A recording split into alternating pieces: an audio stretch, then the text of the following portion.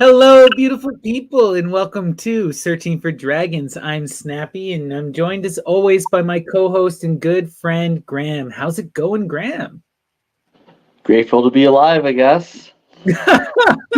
Aren't we all? Aren't we all? Life is beautiful.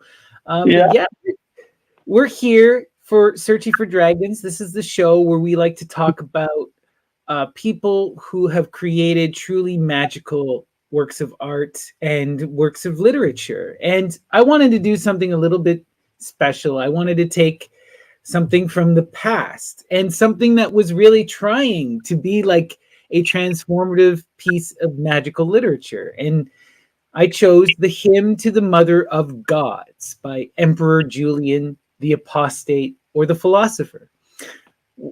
Are you familiar at all with this text or Emperor Julian? Not familiar with the text, very scantily or scarcely familiar with Emperor Julian, other than the fact that I know he was like very about the mystery and wanting to bring it back into the forefront.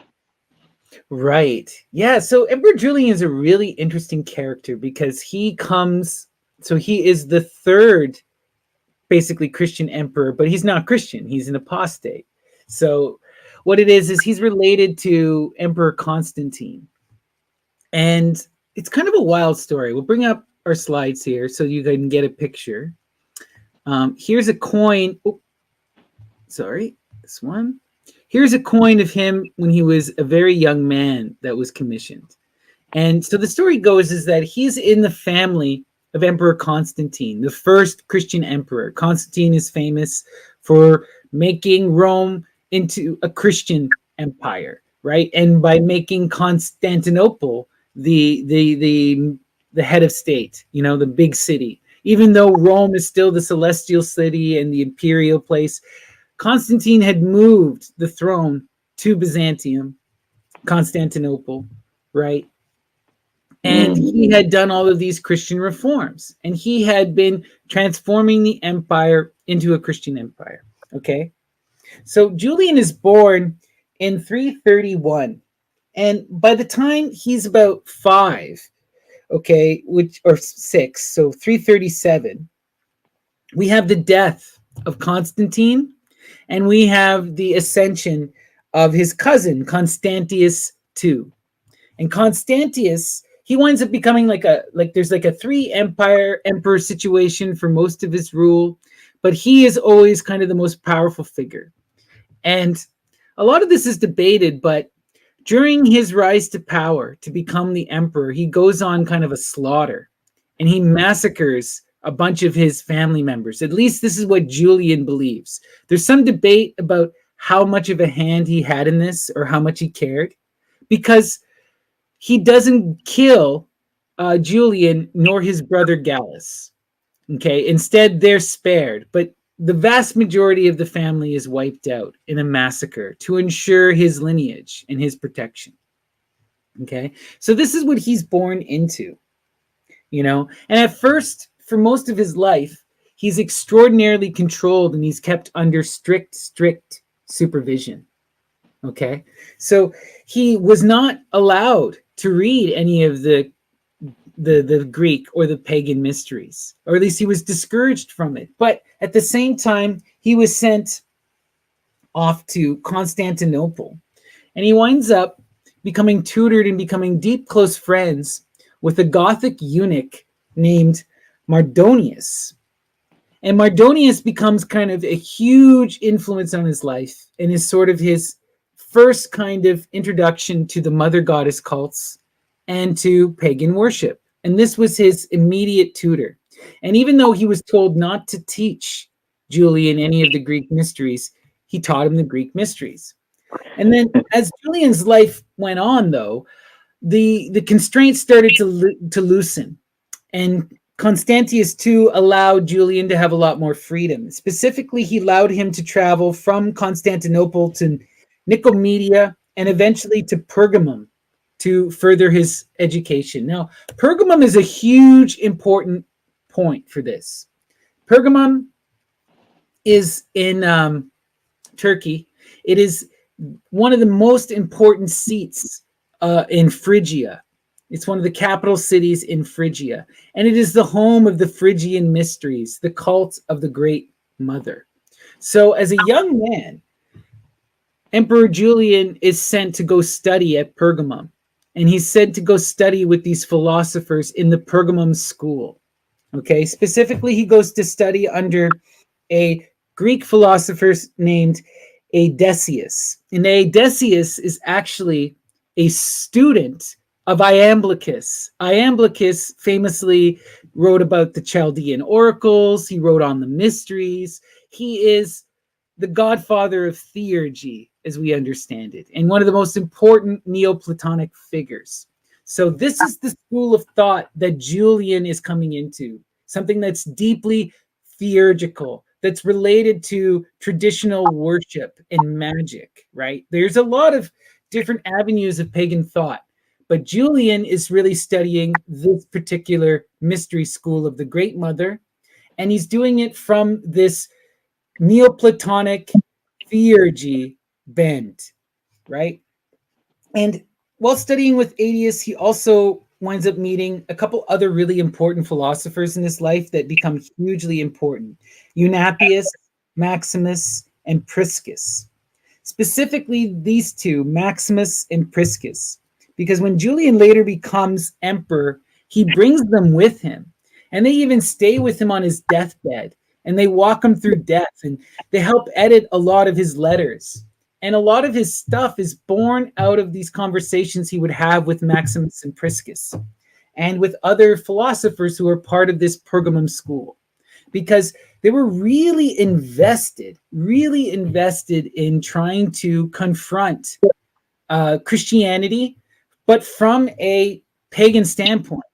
You know, they really wanted to develop, especially Julian, wanted to develop a strong theological and philosophical retort against Christianity, and specifically against Constantine and stuff that he had written. And Julian really wanted to be an academic. Okay, he saw himself first and foremost as an academic. He was studying in this. This was his whole bent. Okay, but then what ends up happening is around 351, while studying in Pergamum, he officially commits to becoming a pagan. And specifically, he is working in this Great Mother cult region, but he doesn't take the Great Mother as his deity of choice. He winds up worshiping her consort, Helios, the sun god, right? And this is hugely important because we're going to be talking about the hymn to the Mother of Gods today, but it was written in conjunction with another polemic, another piece of literature called the Hymn to Helios, which is used kind of in conjunction and sort of gives you a full picture of the mystery and gives you the fullness of Julian's idea of what Hellenism should be, because there were many conflicting ideas of Hellenism and paganism at this time. And Julian really wanted to create a version that could combat Christianity, that incorporated ideas from Mithraism, and that really would stand the test. So he wasn't an orthodox in the sense that you would consider. He was very much of the specific mystery school, right?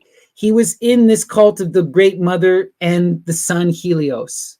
He studied with this specific philosophical bent, and this is from a theurgical perspective. He's a deeply pious person. He believes in the gods, in the plurality of the gods, So in 351, he converts to paganism. And then by 355, his, Emperor Constantius sees potential in him and says, I want to make you the Caesar of Gaul, so the one who's going to be in charge and rule over Gaul, and Gaul at this time is a huge problem.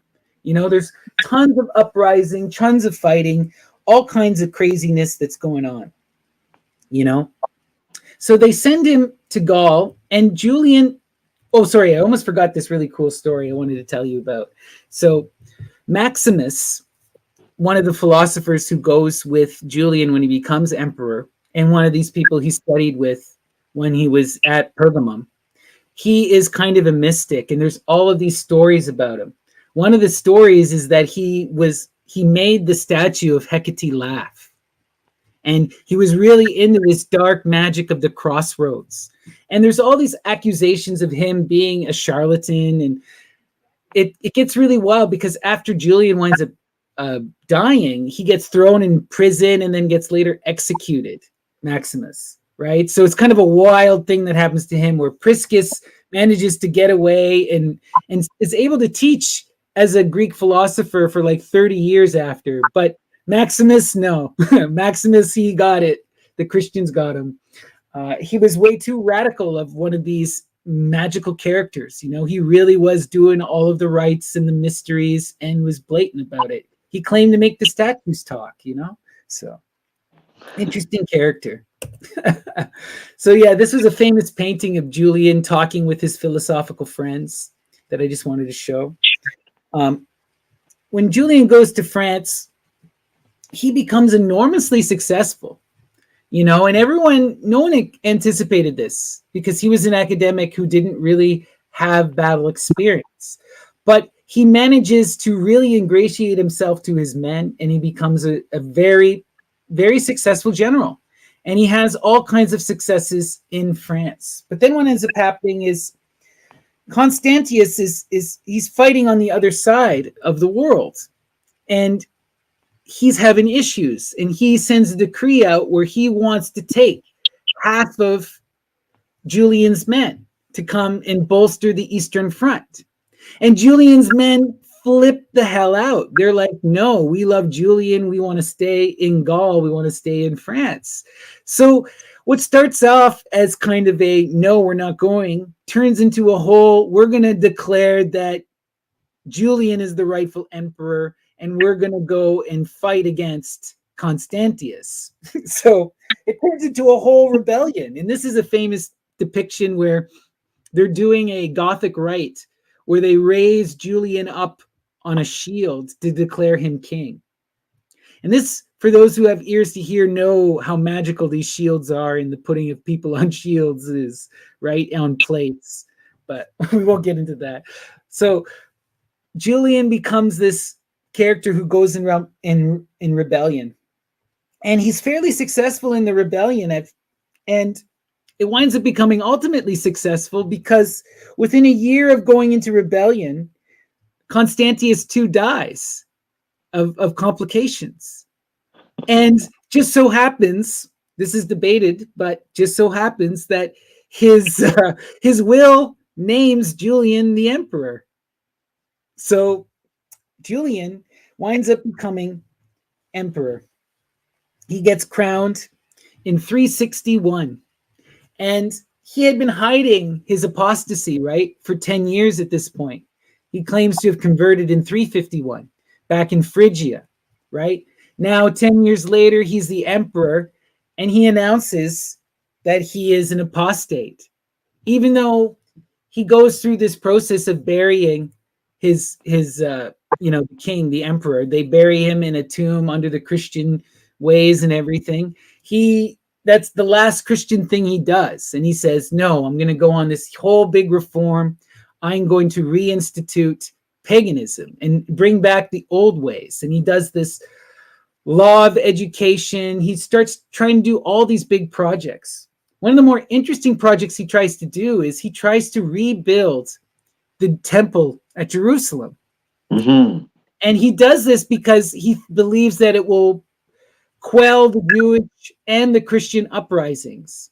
But when he tries to do this, there's a massive earthquake and all of it falls to pieces. And maybe he would have gone back to try it again, but he doesn't live long enough.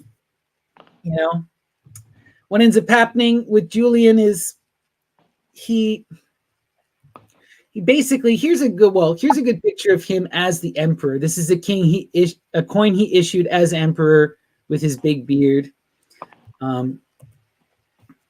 He winds up basically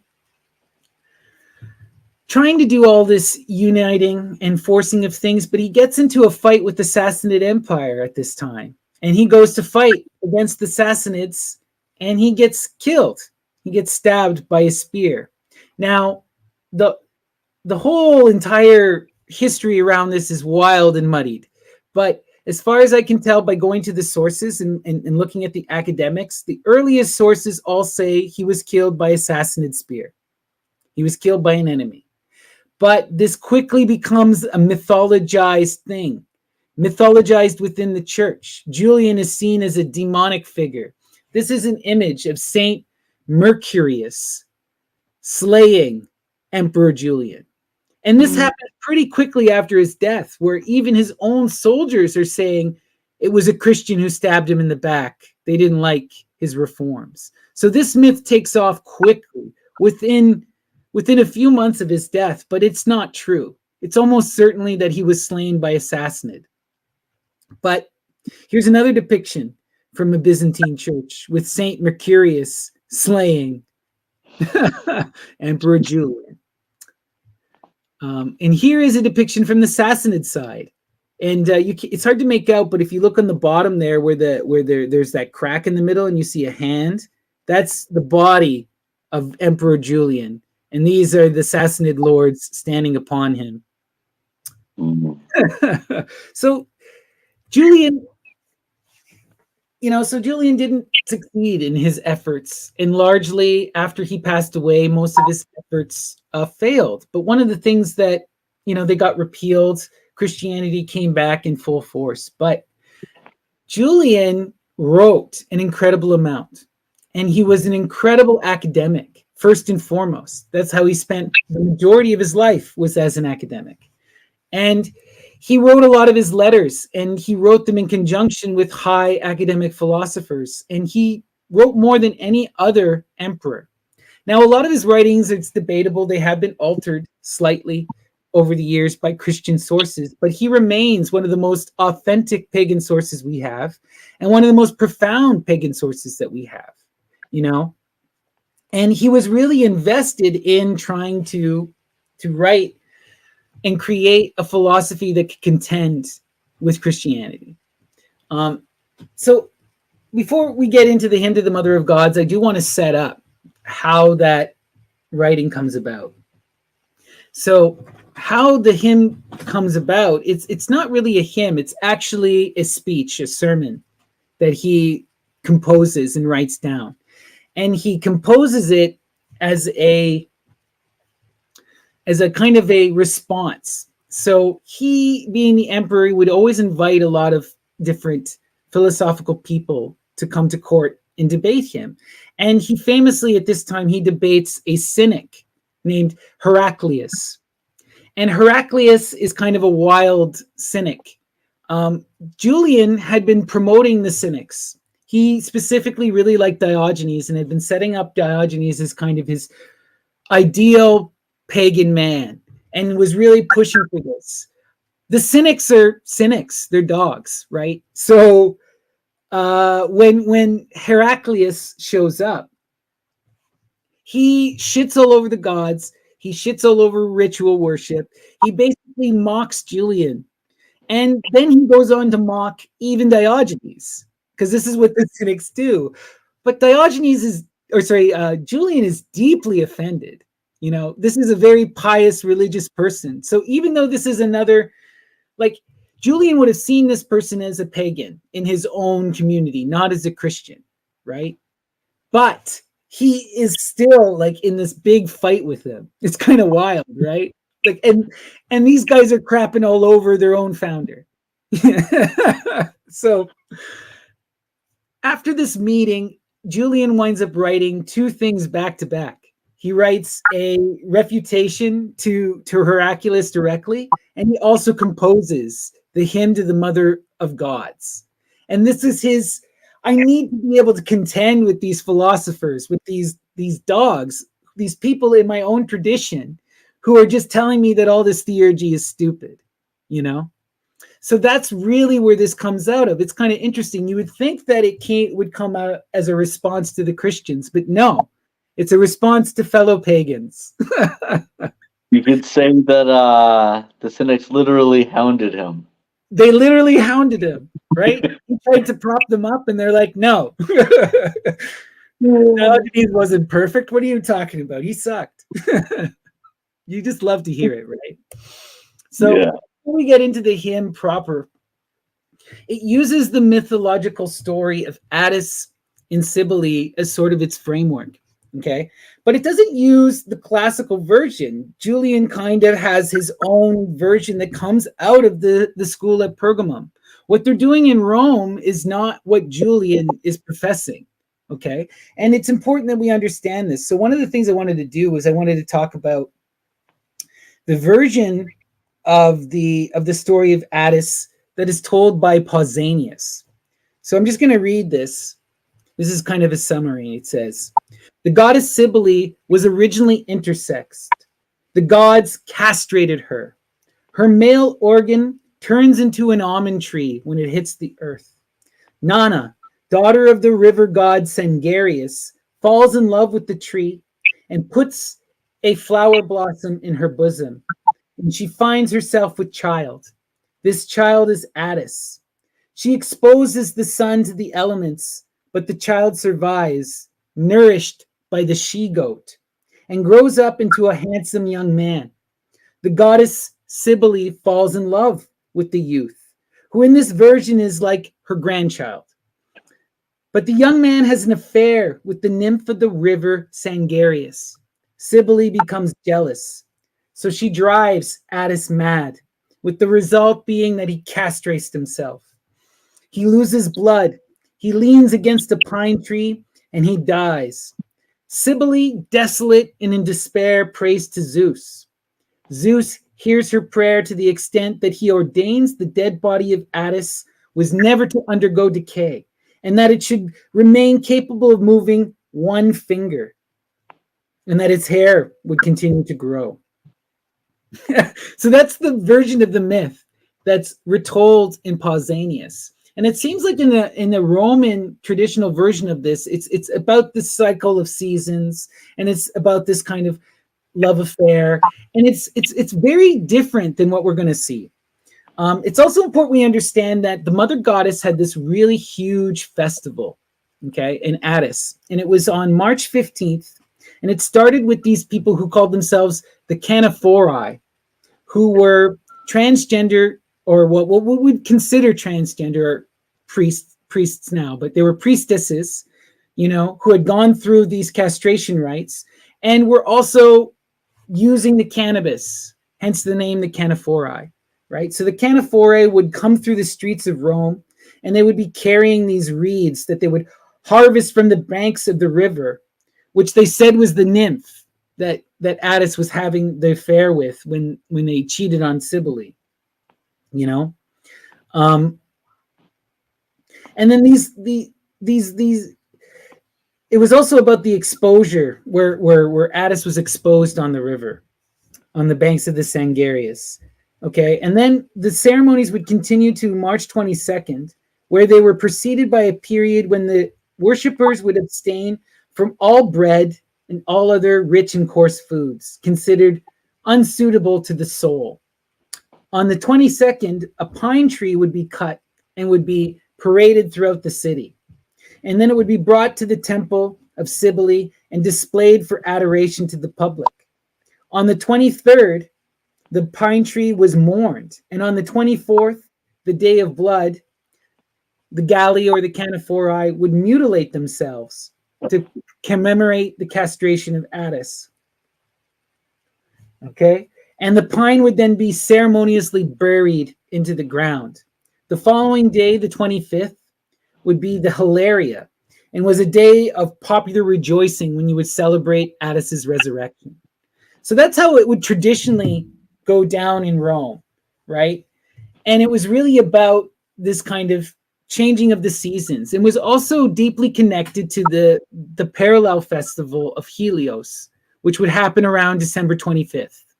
And these were the two main big festivals, and they would parallel each other. And you'll see how Julian kind of changes it up, and he introduces Helios into the myth. Now, there's a lot of debate and speculation because we don't have all the pagan sources. And Julian is coming from a legitimate mystery school in Pergamum. in Anatolia, where all of this originates. So is this the original version? I don't know. It's not the version done in Rome. It's the version that comes out of this school of Pergamum. And we just have to be aware of that. And then also, Julian is invested in trying to combat Mithraism and Christianity. And he's trying to incorporate those ideas as well, so that he has something that can defend, right? That can resist Christian and Mithraic coming and taking and replacing of Hellenism. All right. So that was the version in Pausanias. This is a statue of Attis. You can see him here with the frame drum related to the Great Mother. And here's the Great Mother, Cybele. And she has the crown on her head of a castle, and she's guarded by the lions. And then here we have the god Helios with his chariot. So these are the most important gods that are going to come into the hymn, right? And it really tells about the relationship between these three. And it's going to use this myth to extrapolate Neoplatonic ideas. So it's important that we understand that Julian is really invested in combining. He wants to take Neoplatonism and he wants to combine it with Iamblichus, specifically the Chaldean oracles. Okay. And then he wants to use the mythology of Attis to explain Platonic thought. Okay. And he's really going to use, like, it's kind of interesting. So on one hand, we can go to Neoplatonism and we can see it as just this, as pure philosophy without religion. Okay. You can see the mother goddess as this intellectual cause, the primordial mover, you know? And Helios is kind of like this third descended form who is like the first, who's like that breaking apart. He'll get into it, but it really is all about, for him, explaining Neoplatonic thought. And it gets deeper too. There's a lot to this. We're going to have some fun.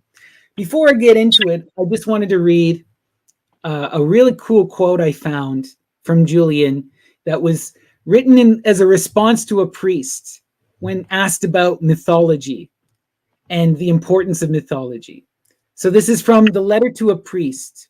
It's 302b if you use the Loeb classical version and you're looking for this, for sources, for source fiends out there. It says, I mean that the more paradoxical and prodigious the riddle is, the more it seems to warn us not to believe simply the bare words, but to study diligently the hidden truth, and not to relax our efforts until, under the guidance of the gods, those hidden things become plain.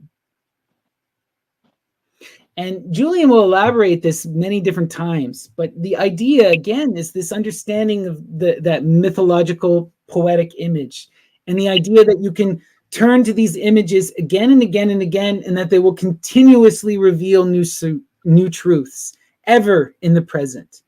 The power of true mythology is that it is ever rewarding. It is a well that cannot be dried up, right? So what do you think so far of all of this Julian stuff? I've been ranting at you now for like almost 30 minutes. What is your take on Julian before we get into the hymn proper?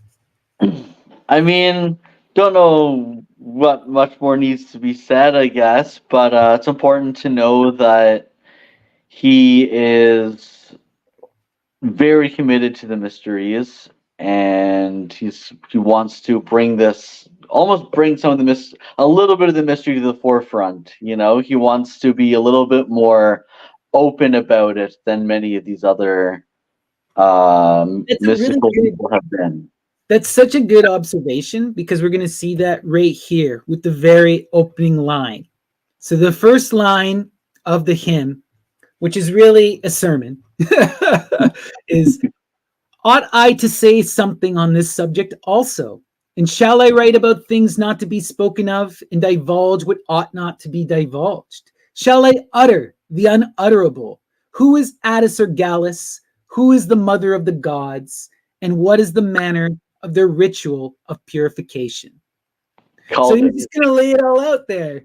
He's going to perform the mystery for us, right? And he's in this position of desperation. It's almost like, I need to do this because the mysteries are being forgotten, and those who know aren't sharing it. You know, They're wow. gatekeeping a little bit, you know? Well, it's also if you're in this war against the Christians, you know, and you have all of this hidden stuff. If people aren't going there and learning it and professing it, it's going to be lost. This is something that happened with like comparable in the Indian traditions, right? The Vedic tradition was always oral until people started dying and they weren't being passed down properly, you know, like until things started to break down and they had to commit them to writing, you know? So Interesting. let us continue. So this is the opening line. He's going to profane the mysteries for us. All right. It was handed down by the Phrygians in very ancient times and was first taken over by the Greeks, and not by any ordinary Greeks, but by Athenians, who had learned by experience that they did wrong to jeer at one who was celebrating the mysteries of the mother.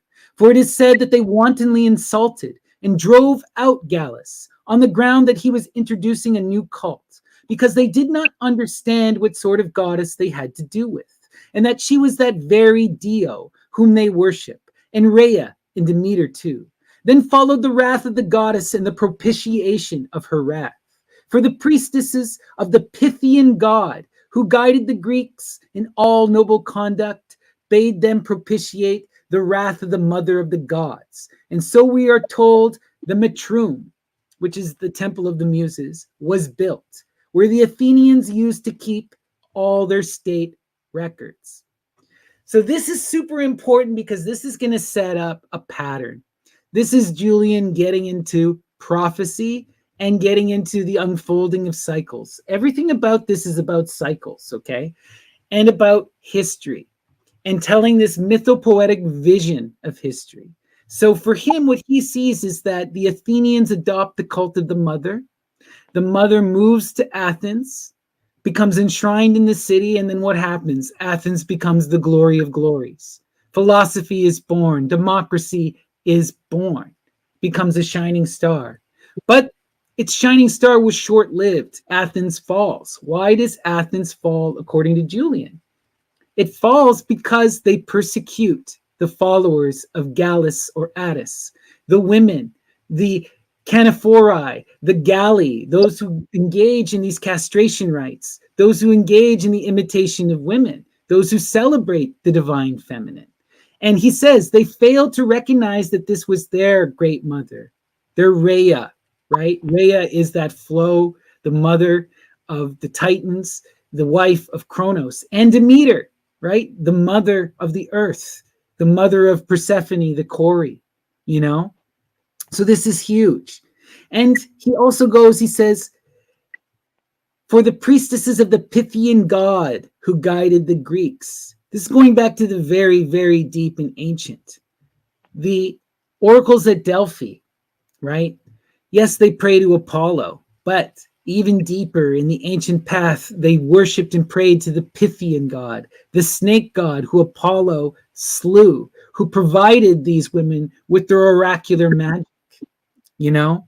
And it was this god and these priestesses who guided the Greeks in all things, in all noble conduct, right? Why did Athens, even though it didn't survive, that democracy failed, why did the ideas of Athens persist? Why did the magic of Athens and democracy go on to transform the world? It's because the Greeks went and asked the oracle, how do we mitigate the wrath of the goddess? She says, you build the temple of the Muses.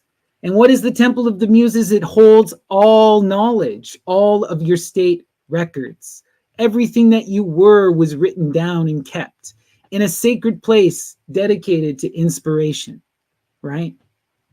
And this is what allowed, even though the Athenian Empire, the Athenian League falls, the dream that was Athens persists and continues to influence the world ever after because of the Muses, because of the act of writing, and because of the creation of all this art, you know? So this is what Julian is latching onto. And we're going to see where this goes. What do you think of this so far? Reminds me very much of kind of like not at first they didn't recognize the all and the other, right? And then they have a realization after all this violence, and then they're able to transform. Right? And it's like the Athenians couldn't prevent their end, but they could transform and preserve their knowledge into the future. So even while the glory of Athens faded, Athens still remains in another way, in another sense. A new Because cycle. of the Matrum, right? As an idea. It's beautiful. All right. After the Greeks, the Romans took over the cult. When the Pythian god had advised them in their turn to bring the goddess from Phrygia as an ally for their war against the Carthaginians. So this is really important.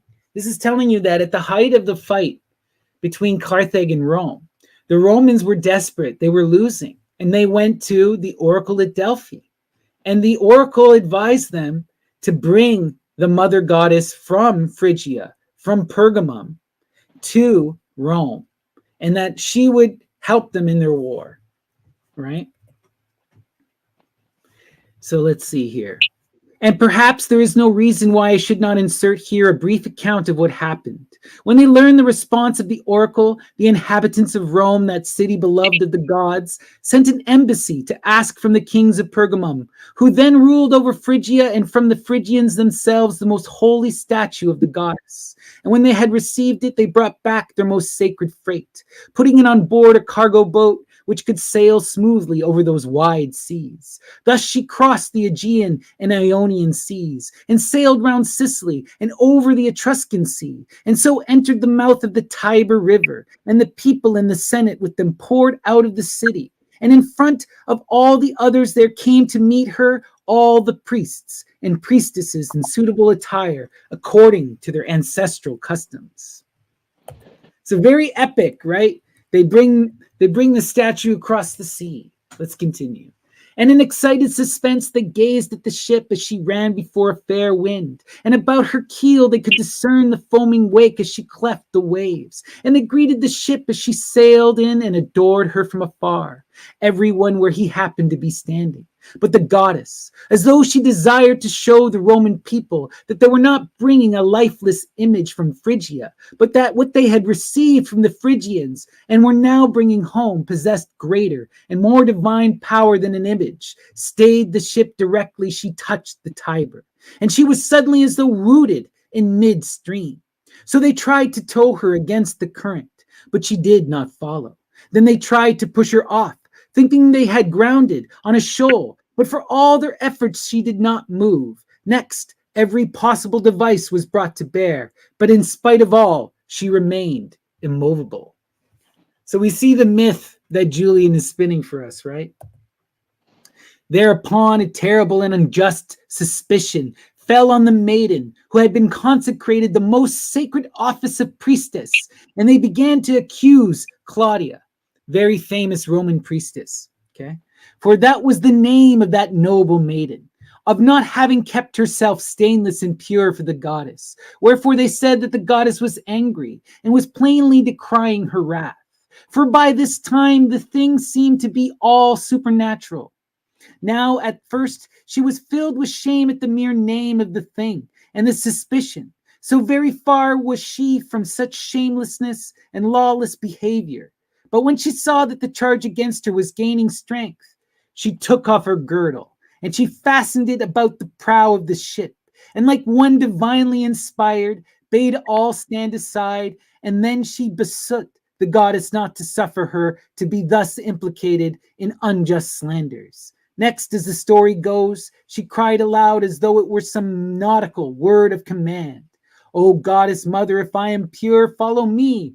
And lo, she not only made the ship move, but even towed her for some distance upstream. So we get the great priestess Claudia coming down, taking off her brassiere, tying it to the mast, and dragging the whole ship. up the river Tiber. Isn't that a beautiful image? What a I love powerful, it. right? Two things I think the goddess showed the Romans on that day.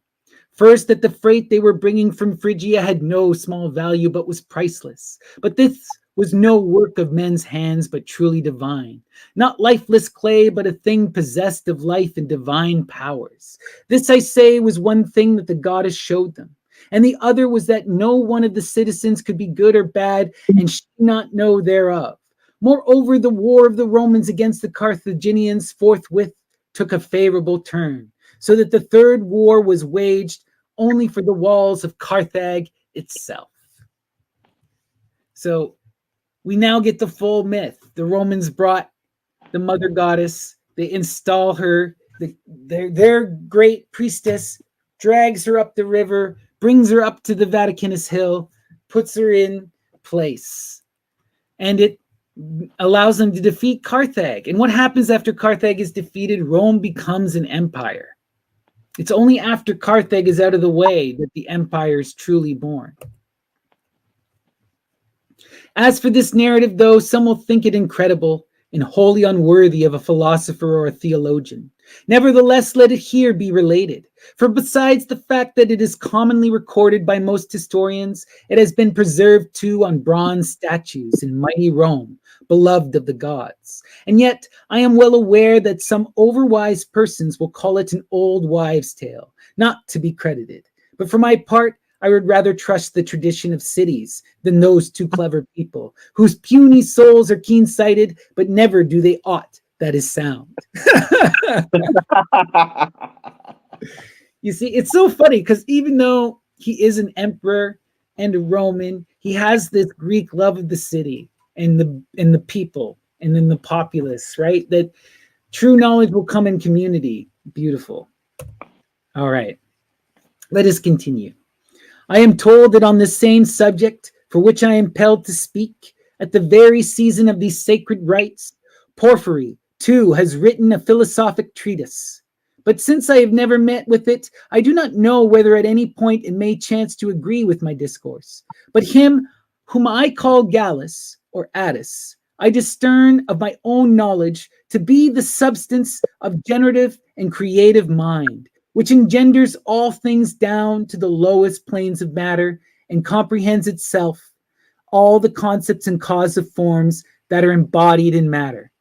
So I want to pause there. This is the fool. This is the manifestation of the fool, that generative cause that descends into matter. This is Dionysus. After Phanes is ripped off apart, he is the reflection of the God that persists through the cycles of change, that is ever reborn, the dying and rising vine, right? Profound imagery. He's connecting the Phrygian Attis to this rebirth cycle, this generative power, right? So where were we at here?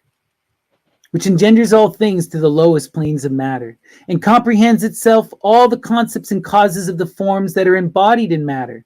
For truly the forms of all things are not in all things. And in the highest and first causes, we do not find the forms of the lowest and the last, after which there is nothing save privation. So this is also important because it's about this idea that ideas persist first. This is a very Neoplatonic view. And he believes that there are pure ideas that exist from which all forms come. So within the mother goddess is the potential of all and the image of all, but not the actuality of all. It's only once there's this descent into form that physicality manifests. Right? Right. So wild.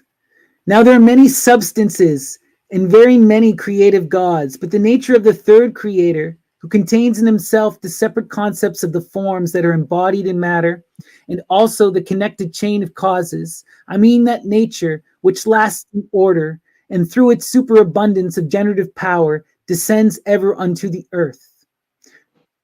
Though the upper region from the stars, this is whom we seek, even Attis. Here he's talking about Helios, right? The divine light, who helps you to see the way, who connects, the force that connects us back to that mother, that can shine us away and pull us away, right, from that descent. All right. But perhaps I ought to distinguish more clearly what I mean. We assert that matter exists and also form embodied in matter. But if no cause be assigned prior to these two, we should be introducing unconsciously the Epicurean doctrine. For if there be nothing of higher order than these two principles, then a spontaneous motion in trance brought them together. So what he's trying to do here is just talk about how that matter exists and also form embodied in matter. That you cannot separate matter from the idea. And that the ideas and forms persist even beyond the physicality of matter itself, right? This is that idea of soul versus the flesh, right? And he's trying to say that there is something greater here. There is a will here, that this is not just something that happens, that there is this divinity, there is this will, right? That is acting upon it. For I hold that the theories of Aristotle himself are incomplete unless they are brought into harmony with those of Plato. Or rather, we must make those also agree with the oracles that have vouchsafed to us by the gods. So he takes this idea, these monotheisms that we see in like Aristotle, this idea of the supreme mover, but he connects all these other descents of forms to it. And that supreme mover for him is this mother goddess, right? This ideal image that gives birth to all reality. But it is so transcendent, it's not the most important thing. What's more important is that Helios that can bring you. And we are that Attis that goes through these cycles again and again and again, And it is also connecting to this oracular tradition, which is really important, right? For to really see the philosophy of Julian on display, you have to take Aristotle, Plato, and Iamblichus and kind of mesh them all. And then seen through his own kind of school's lens. But this is perhaps worthwhile to inquire how the cyclical substance can contain the incorporeal causes of the forms that are embodied in matter. For that apart from these causes, it is not possible for generation to take place, is, I think, clear and manifest. For why are there so many kinds of generated things? Whence arise masculine and feminine? Whence the distinguishing characteristics of things according to their species and well-defined types? If there are not pre-existing and pre-established concepts and causes which existed beforehand to serve as a pattern. And if we discern these causes but dimly, let us still further purify the eyes of the soul. And the right kind of purification is to turn our gaze inward and to observe how the soul and embodied mind are a sort of mold and likeness of the forms that are embodied in matter. Yes. This as above, so below, right? Type of thing that we constantly see. And the cycles unfold constantly. It's this from the many to the one, from the many to the one. And the totality of all experience is contained in the original idea. And it unfolds as this generation, ever generation. So the cycles never end, but they just persist and persist and persist in ever new expansive forms. I love that he points out that soul and mind and matter are actually one. There's no division between them. Right? It is that you can make these distinctions, and they do in a sort of almost in a deified ways, but then they also come together. This like triple dialectic sort of state, that can't really be completely divided. Exactly. And this is what connects all three in his Holy Trinity, right? The Great Mother to Helios to Attis. All three need to be apart for this to play out. All right. For in the case of the corporeal, or of things that, though incorporeal, come into being and are to be studied in connection with the corporeal, there's no single thing whose mental image the mind cannot grasp independently of the corporeal. But this it could not have done if it did not possess something naturally akin to the incorporeal forms. Indeed, it is for this reason that Aristotle himself called the soul the place of forms. Only he said that the forms are there not actually, but potentially. We can imagine all that exists, and everything that we can imagine exists in a form, right? And the soul is the seat of all potentialities. Just as the mother goddess is the one that gives birth to all potentialities. Isn't that wild? Beautiful. Just beautiful. Now, a soul of this sort that is allied with matter must needs possess these forms potentially only. But a soul that should be independent and unmixed in this way must believe would contain all the concepts, not potentially, but actually. All right. So what we're getting at here, it's like we have to understand how important this as above, so below thing is. It is because of this that Attis can go through this process of divine imitation and become the mother. Right? So let us continue. Plato says that if any man whose profession is imitation desire to imitate in such a way that the original is exactly reproduced, this method of imitation is troublesome and difficult, and by Zeus borders on the impossible. But pleasant and easy and quite possible is the method which only seems to imitate real things. For instance, when we take up a mirror and turn it around, we easily get an impression of all objects and show the general outline of every single thing. From this example, let us go back to the analogy I spoke of and let the mirror stand for what Aristotle calls the place of forms potentially. When I read this, it blew my mind because this is literally something that Abhinavagupta would say in the Parvati Darpana. The mirror of the goddess, right? Where do you find the forms when you gaze into that mirror and you perceive that beauty, right? It is the potential. It stands for that potentiality. And it is through the gaze and the act of looking that you can know yourself and come into this oneness, right? That you can stop the descent into forms and make the return. It's kind of wild. What do you think? Totally makes sense. I had a thought, but it ran away from me. Sorry. No problem. No problem. Let's continue. Sure. Okay. Now the forms themselves must certainly subsist actually before they subsist potentially.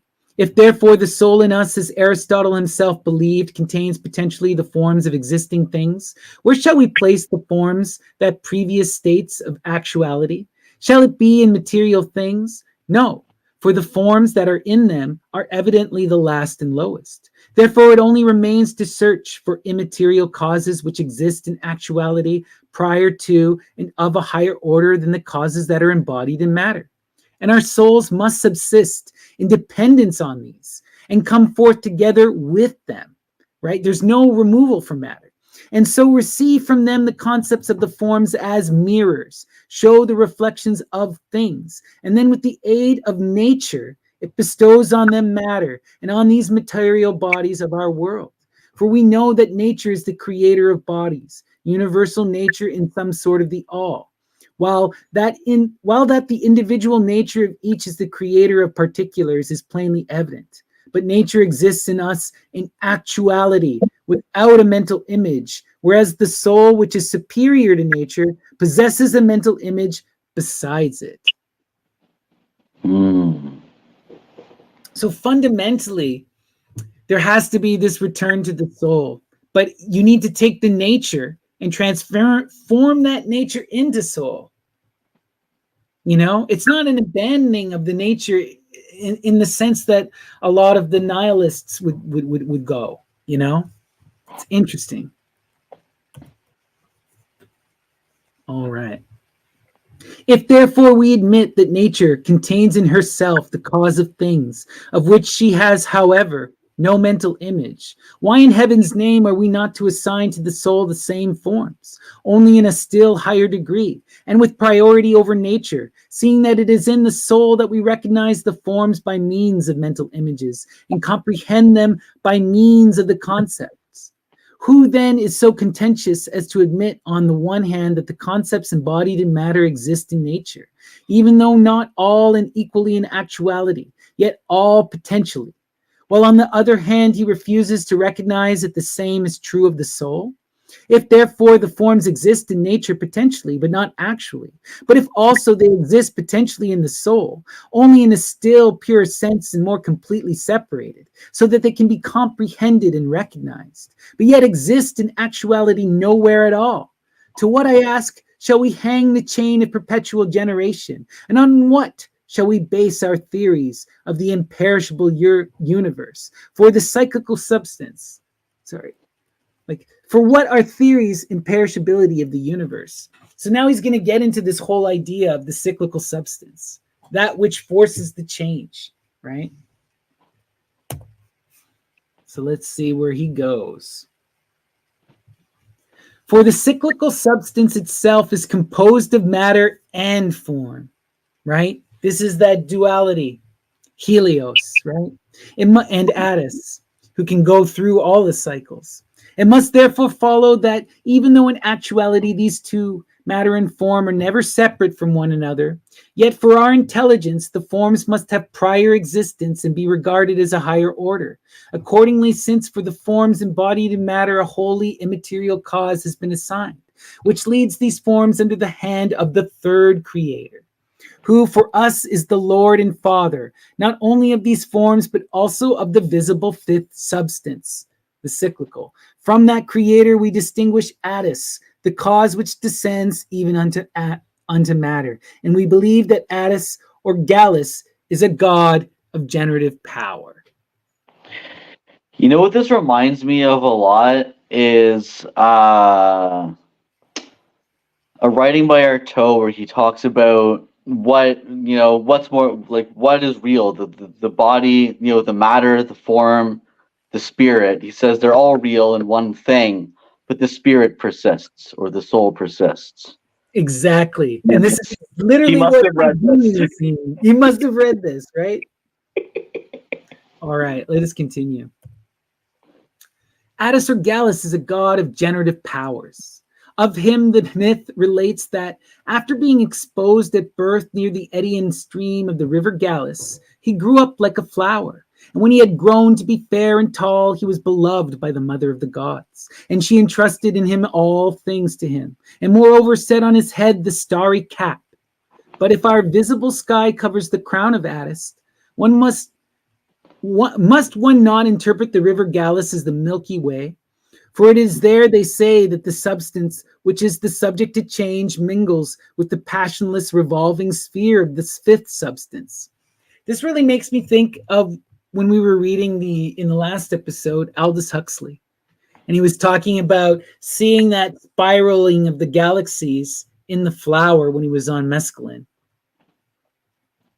And this is what that's recognizing, is that in the above state, the Milky Way, that spiral of generation, is that Attis Gallus energy as it spirals down into creation. Right? I love it. Let us continue. Only as far as this did the mother of the gods permit this fair intellectual god Attis, who resembles the sun's rays, to leap and dance. But when he passed beyond this limit and came even to the lowest region, the myth said that he had descended into the cave and had wedded the nymph. And the nymph is to be interpreted as the dampness of matter, though the myth does not here mean matter itself, but the lowest immaterial cause which subsists prior to matter. Wow. So even deeper than the physical, going to that absolute abyss, right? The absolute no thing, right? But where indeed Heraclitus also says it is death to souls to become wet. We mean therefore that this Gallus, the intellectual god, the connecting link between forms embodied in matter beneath the region of the moon, is united with the cause that is set over matter, but not in the sense that one sex is united with another, but like an element that is gathered to itself. Right? So it's like, this is the natural flow, is that Attis gets tired of the mother, and he gets tempted by the nymph, and he descends into creation, chasing after the nymph, until he comes to the ultimate bottom, the ultimate abyss, right? Where there is nothing. And he's ultimately completely separated apart, right? And that's where the death of the soul is, in that wetness. So let us continue. Who then is the mother of the gods?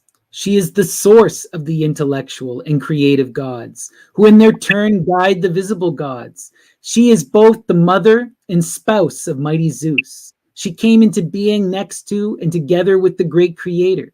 She is in control of every form of life and the cause of all generation. She easily brings to perfection all things that are made. Without pain she brings to birth, and with the Father's aid creates all things that are. She is the motherless maiden, enthroned at the side of Zeus, and in very truth is the mother of all the gods. For having received into herself the causes of all the gods, both intelligible and supramundane, she became the source of the intellectual gods. Wild, eh? So even though she is the mother of Zeus, she is the lover of Zeus. Now this goddess, who is also forethought, was inspired with a passionate love, or passionless love, for Attis. For not only the forms embodied in matter, but to a still greater degree, the causes of those forms voluntarily serve her and obey her will. Accordingly, the myth relates the following: that she who is the providence, that's a powerful word, makes me think of the angel of providence, by the way.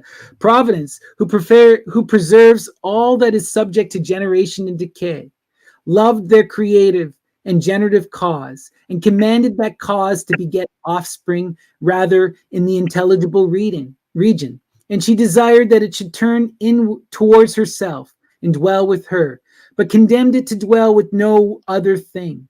For only thus would that creative cause strive towards the uniformity that preserves it, and at the same time would avoid that which inclines towards matter. And she bade that cause look towards her, who is the source of the creative gods, and not be dragged down or lured into generation. So what we're seeing here is that though Attis is driven after this matter, the matter is fundamentally unfulfilling, and he will never be fulfilled in the matter, and that fundamentally he will always be pulled back to the mother. So even though he rejects the mother, he dances and he has this affair with the nymph. It is always fleeting, and he will always be pulled back to her. Right? So let's see.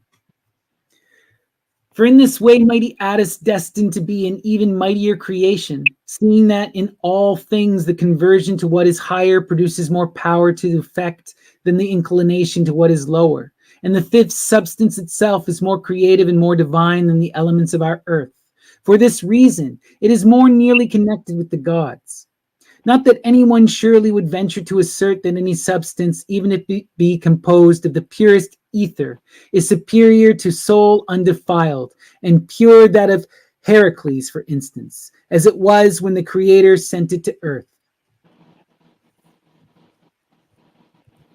Right. For that soul of his both seemed to be and was more effective than after it had been bestowed itself on a body. Since even Heracles, now that he has returned one and indivisible to his father, one and indivisible, more easily controls his own province than formerly when he wore the garment of flesh and walked among men. And this shows that in all things, the conversion to the higher is more effective than the propensity to the lower. This is what the myth aims to teach us when it says that the mother of gods exhorted Attis not to leave her to love another, but he went further and descended even to the lowest limits of matter. Since, however, it was necessary that his limitless course should cease and halt at last, mighty Helios. Well, before we get into this part, I just wanted to pause and point out that he was doing all these parallels with the story of Heracles and how Heracles goes through this similar process. And we know in the story with Heracles is after he breaks the curse of Hera with the help of Medea and he defeats the Labors, no one can kill him. He's won. Right? So then they have to defeat Heracles in order for him to achieve the next thing. They poison him, they get him drunk. And then they set him on fire. And it's through that apotheosis, that death and that burning, that he resurrects into these higher states and transcends and becomes that Zeus. He's able to return to the Father. And just as Heracles returns to the Father, Attis returns to the Mother through this embodiment, right? Through this similar process. But now we're going to get into where that Helios comes into play, which is super interesting. Mighty Helios, the Corybant, who shares the mother's throne, and with her creates all things. With her has providence for all things, and apart from her does nothing. Persuaded the lion to reveal the matter.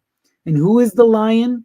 Verily, we are told that he is flame-colored. He is therefore the cause that subsists prior to the hot and fiery. And it is with this task to contend against the nymph and to be jealous of her union with Attis. So this is super important because the beast, the lion, spurred on by the fire of Helios, goes to wake Attis up and to knock him out, to be that fiery revealer, to provide him with the method to return back, to show him how to imitate the Divine Mother. Very Promethean. Right? What were you saying there? Very Promethean. Totally Promethean, right? For those who are unaware, Helios, Apollo, Prometheus, all one and the same. Right? Yeah. Wow. And even Attis in Dionysus, but they are the sun in the underworld, the sun on earth, right? The generative, the demi. Let's continue though. He'll explain some of this. It gets even more wild. All right. And the myth says that the lion serves the creative providence of the world, which evidently means the mother of the gods. Then it says that by detecting and revealing the truths, he caused the youth's castration. So he brings the madness that causes Attis to reject the material world and return back to the mother. And for those of you with ears to hear, you should all be noticing the parallels to Revelation and the great beast and the Lady Babylon. This is all over this, okay? All right. And this would not have happened without the so-called madness of Attis, which overstepped and transgressed due measure, and thereby made him become weak, so they had no control over himself.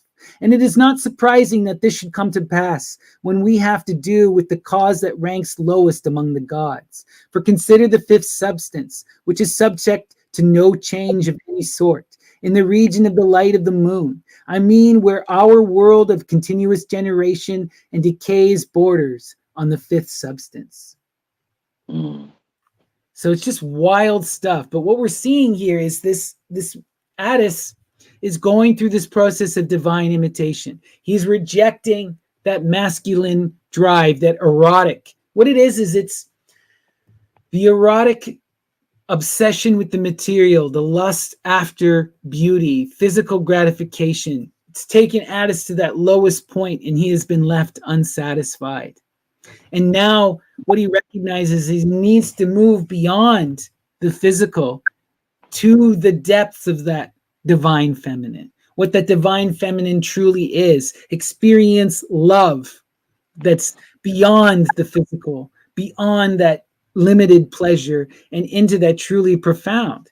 So he rejects his masculinity. He rejects his creative power. He castrates himself as a rejection of the material world and as a divine act of imitation, of turning into a mother. I reject creation and I am going back to the creative. It's wild. And it's something that's truly born of madness. We also have to understand, like, in a lot of this ancient stuff, there's this powerful madness of the mother that is born by the pain of childbirth, that causes the mother to engage in this wildness. And this is what Attis is embodying in that act of castration. The madness and pain of pregnancy, but from that other side. And it's this transformative act of rejection is also an act of creation. It's supposed to parallel that birth. It's a rebirth moment. It's a transition into the feminine and a pursuit of that feminine and back to that oneness. All right. Therefore, it is not contradictory to suppose that our Attis is also a sort of demigod, for that is actually the meaning of the myth, or rather of the universe. He is wholly God, for he proceeds from the third creator. After his castration is led upwards, again to the mother of the gods. But though he seems to lean and incline towards matter, one would not be mistaken in supposing that though he is the lowest in the order of the gods, nevertheless he is the leader of all the tribes of divine beings. This is Dionysus, the leader of the chorus, the ever-incarnating, dying and rising god, the son of Zeus, born of the leg, the demigod, right? Beautiful. I love it. But the myth calls him a demigod to indicate the difference between him and the unchanging gods. He is attended by the Choreobonts, who are assigned to him by the mother. They are the three leading personalities of the higher races that are next in order to the gods. Also, Attis rules over the lions, who together with the lion who is their leader, have chosen for themselves hot and fiery substance, and so are first and foremost the cause of fire. So this is telling you that all of these gods together make up that divine Helios energy, that all of them are that divine sun. Okay? This is that Dionysus, that Attis, that Apollo. It's different manifestations of the same fiery form. And though the heat derived from fire, they are the causes of motive force and of preservation of all things that exist. They ensure the cycles continue, right? They don't allow Attis to be stuck in matter or to be stuck with the goddess. The point of that fire, the point of that light bringer, that Helios, is to cause generation and to continue the cycles in perpetuity. So what are your thoughts so far? Now we're coming up to like an hour and 15 minutes almost. Man, there's really a lot to unpack, but I love the tying in of all these different myths into this one myth. It's very like almost syncretic in a way of Totally. bringing in this Helios myth, this Dionysus imagery into this Attis myth. Like the insertion of that or the interpretation of that in it. It's very interesting. Well, they saw all of these things as interrelated, as interconnected, right? And it's really important to make these connections, even though it's a Phrygian cult. It's, this is what he was saying. They didn't recognize Gallus and Attis as their own Dionysus. Exactly. Right? They didn't recognize the mother goddess as their Dio, as their Demeter, as their Rhea. And that was the problem, right? Definitely the problem. So we needed someone to come along and lay it bare, Right? Exactly. So thank you for doing this for us, Julian. It's just too bad the freaking Christians didn't recognize it before they destroyed Rome by persecuting the women and the worshippers of the mother. And, the cycles always repeat. You'll see it everywhere. All right, let's continue. For instance, the cutting of the tree belongs to the story of Gallus and not to the mysteries at all, but it has been taken over by them. I think because the gods wish to teach us in symbolic fashion that we must pluck the fairest fruits from earth namely virtue and piety, and offer them to the goddess to be the symbol of our well-ordered constitution here on earth. For the tree grows from the soil, but it strives upwards as though to reach the upper air, and it is fair to behold and gives us shade in the heat, and casts before us and bestows on us its fruits as a boon. Such is its superabundance of generative life. Again, Dionysus is the god of trees. Dionysus, right? It's just so wild. Accordingly, the ritual enjoins on us who by nature belong to the heavens but have fallen to earth, to reap the harvest of our constitution here on earth, namely virtue and piety, and then strive upwards to the goddess of our forefathers, to her who is the principle of all life. This is that cycle, ever flowing, ever expanding. Therefore, immediately after the castration, the trumpet sounds the call for Attis, and for all of us who once flew down from heaven and fell to earth. And after this signal, when King Attis stays his limitless course by his castration, the god bids us root out the unlimited in ourselves and imitate the gods, our leaders, and hasten back to the defined and uniform, and if it be possible, to the one itself. We strive upwards, imitating that goddess, right? After this, the hilaria must all means follow. For what could be more blessed, what more joyful than a soul which has escaped from limitlessness and generation and inward storm, and has been translated up to the very gods? And Attis himself was such a one. And the mother of the gods by no means allowed him to advance unregarded further than he was permitted. Nay, she made him turn inwards herself, and commanded him to set a limit to his limitless course. You got to take responsibility. You got to reject this material and return in divine imitation of her. Wow. Beautiful. All right. But let no one suppose my meaning to be that this was ever done or happened in a way that implies that the gods themselves are ignorant of what they intend to do, or that they have to correct their own errors. But our ancestors in every case tried to trace the original meanings of things, whether with the guidance of the gods or independently, though perhaps it would be better to say that they sought for them under the leadership of the gods. Then, when they had discovered those meanings, they clothed them in paradoxical myth. This was in order that by means of the paradox and the incongruity, the fiction might be detected, and we might be induced to search out the truth. Now I think ordinary men derive benefit enough from their irrational myth, which instructs them through symbols alone. But those who are more highly endowed with wisdom will find the truth about the gods helpful, though only on the condition that such a man examine and discover and comprehend it under the leadership of the gods. And if by such riddles as these he is reminded that he must search out their meanings, and so attains to the goal and summit of his quest through his own researches, he must not be modest and put faith in the opinions of others than his own mental powers. This is the line, guys. By reason alone, and through the exploration of beauty, through those mythopoetic images, and then through the act of imitation. That's how you do it. That's how you do it. If you want to do it the Helen way, the way that Julian would prescribe, this is how. It's through that pursuit of reason, a reason above all. Reason applied to mythopoetic images. Reason applied to that which is unreasonable. Doesn't this remind you of like the Buddha and all of those Zen koans? Similar thing.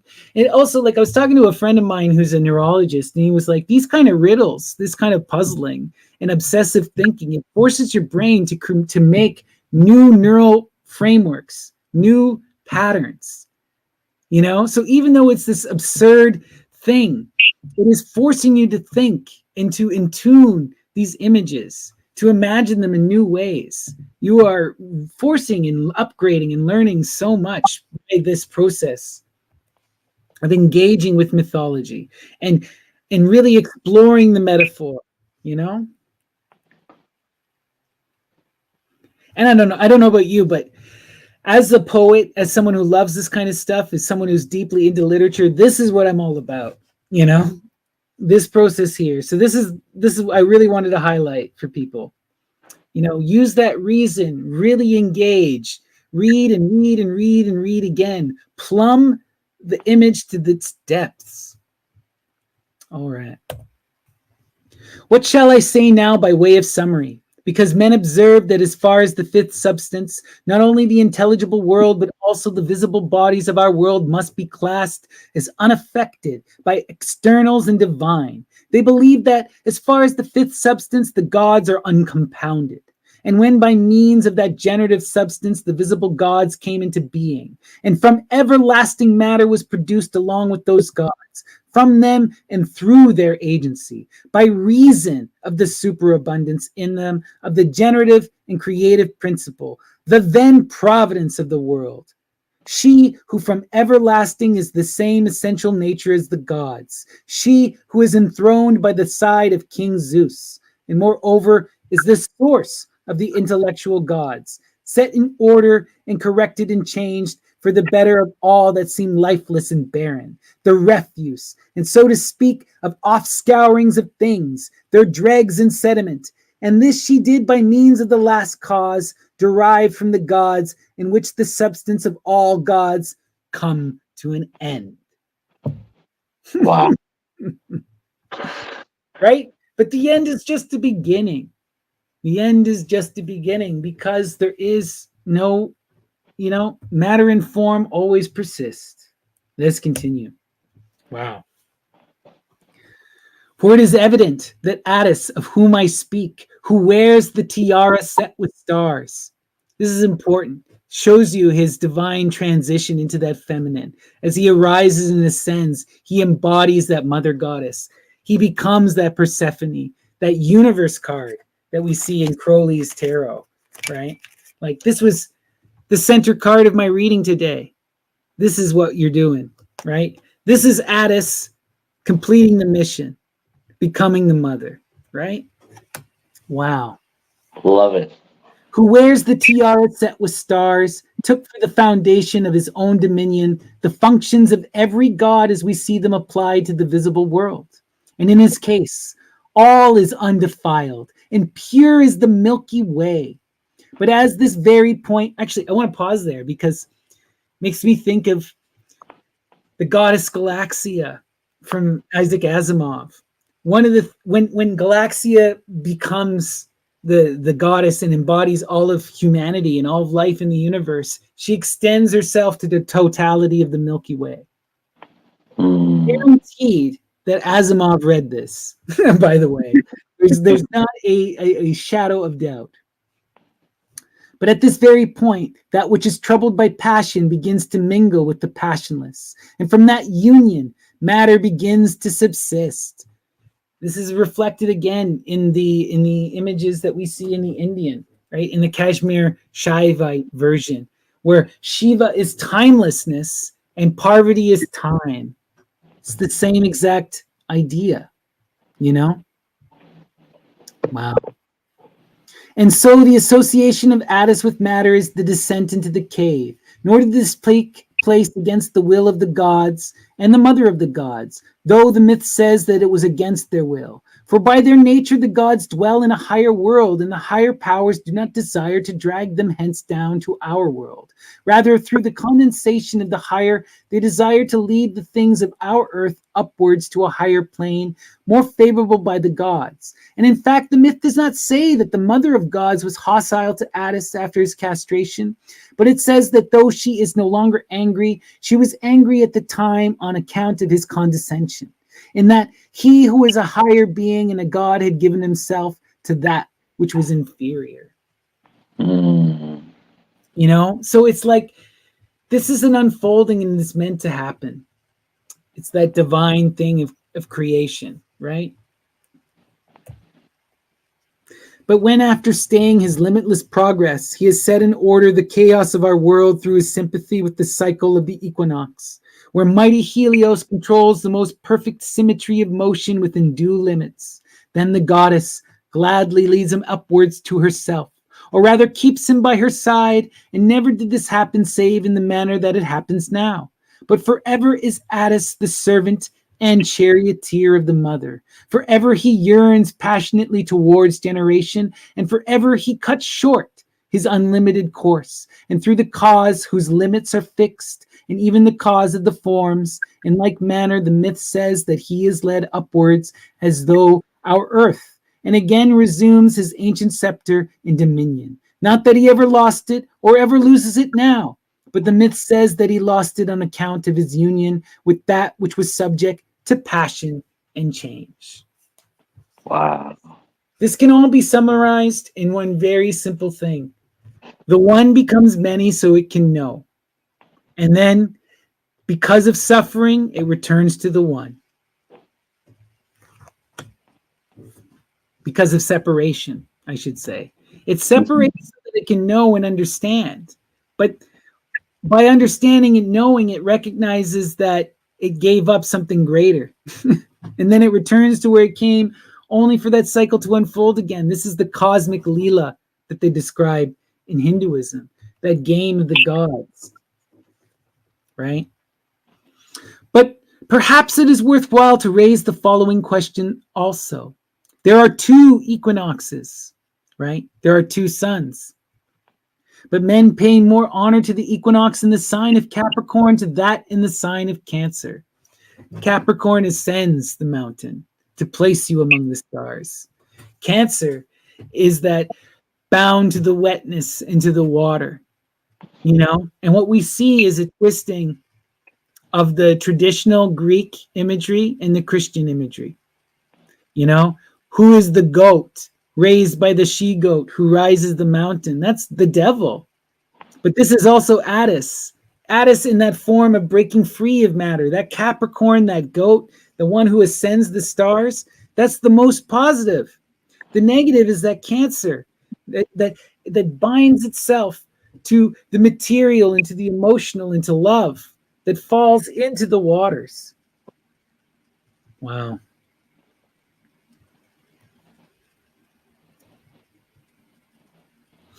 So yeah, let us continue. Where was I here? Surely the reason for this is evidence, since the sun begins to approach us immediately after the spring equinox. For I need not say that then the days begin to lengthen. This seemed the more agreeable season. For apart from the explanation which says that light accompanies the gods, we must believe that the uplifting rays of the sun are nearly akin to those who yearn to be set free from generation. Consider it clearly. The sun, by his vivifying and marvelous heat, draws up all things from the earth and calls them forth and makes them grow. And he separates all corporeal things to the utmost degree of tenuity and makes things weigh light that naturally have a tendency to sink. We ought then to make these visible things proofs of the unseen powers. For if among corporal things he can bring this about through his material heat, how should he not draw and lead upwards the soul of the blessed by the agency of the invisible, holy, immaterial, divine, and pure substance which resides in his rays? So he's almost using the physical sun as a proof for his entire thing of how it unfolds. And he's showing, see, Helios is the third god. He exists as the physical sun in our universe, you know, halfway between generation, right? Interesting. Okay. We have seen then that this light is nearly akin to the god and to those who yearn to mount upwards. And moreover, that this light increases in our world so that when Helios begins to enter the sign of Capricorn, the day becomes longer than the night. It also been demonstrated that the god's rays are by nature uplifting. And this is due to his energy, both visible and invisible, by which many souls have been lifted up out of the region of the senses, because they were guided by that sense which is clearest of all and most nearly like the sun. For when with our eyes we perceive the sun's light, not only is it welcome and useful for our lives, but also the divine Plato said, when he sang its praises, it is our guide to wisdom. And if I should also touch on the secret teaching of the mysteries in which the Chaldean, divinely frenzied, celebrated the God of the seven rays, the God through whom he lifts up the souls of men, I should be saying what is unintelligible, yea, wholly unintelligible to the common herd, but familiar to the happy theurgist. And so I will be present silent on the subject. Okay, so this is Julian being very cheeky, and he is telling you, if you want to know more, you got to get into Neoplatonist theurgy. You got to specifically read the Chaldean oracles. And this is going to explain to you how to divine the seven rays and how to really connect to that spirit and magic of Helios. And this is something that is beyond this particular sermon. But all of that power is there for the theurgist. And for those with ears to hear, you just got to go to Iamblichus, Chaldean oracles on the mysteries. Good luck. The texts are freaking heavy. All right, let's continue.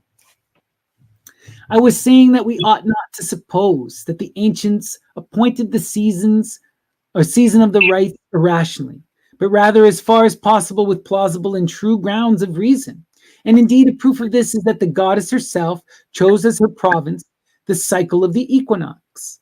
For the most holy and secret mysteries of Dio and the maiden are celebrated when the sun is in the sign of Libra. And this is quite natural. For when the gods depart, we must consecrate ourselves afresh, so that we may suffer no harm from the godless power of darkness that now begins to get the upper hand. At any rate, the Athenians celebrate the mysteries of Dio twice in the year. The lesser mysteries, as they call them, in the sign of Capricorn, and the great mysteries when the sun is in the sign of Cancer.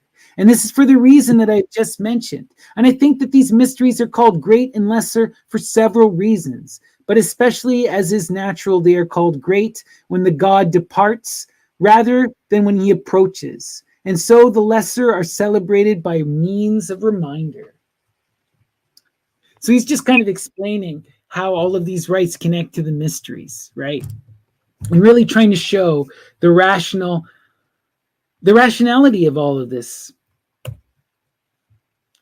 right? Mm-hmm. So, I mean that when the saving and uplifting God approaches, the preliminary rites of the mysteries take place. Then a little later follow the rites of purification, one after another, and the consecration of the priests. Then when the god departs to the antipodes, the most important ceremonies of the mysteries are performed for our protection and salvation. And observe the following.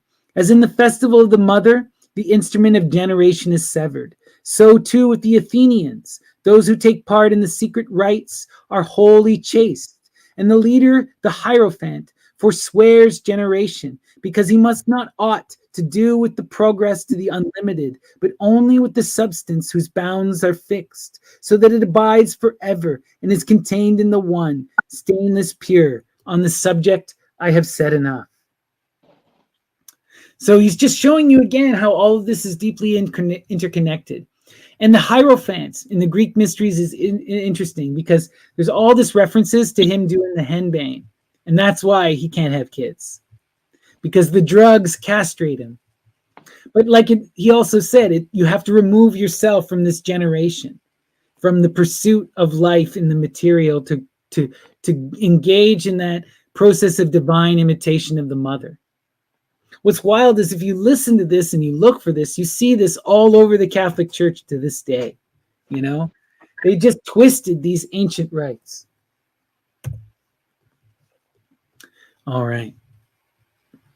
So we still got quite a ways to go. How are you doing, Graham? Are we good? Yeah, I'm alive. Let's keep going. I'm loving this. All right, we'll keep going. It only remains now to speak as is fitting about the sacred rite itself and the purification, so that from these I may also borrow whatever contributes to my argument. For example, everyone thinks that the following is ridiculous. The sacred ordinance allows men to eat meat, but it forbids them to eat grains and fruits. What say they, are not the latter lifeless, whereas the former was once possessed of life? Are not fruits pure where meat is full of blood and of much that offends eye and ear? But most important of all is not the case that when one eats fruit, nothing is hurt, while the eating of meat involves the sacrifice and slaughter of animals who naturally suffer pain and torment. So would say many even of the wisest. But the following ordinance is ridiculed by the most impious of mankind also.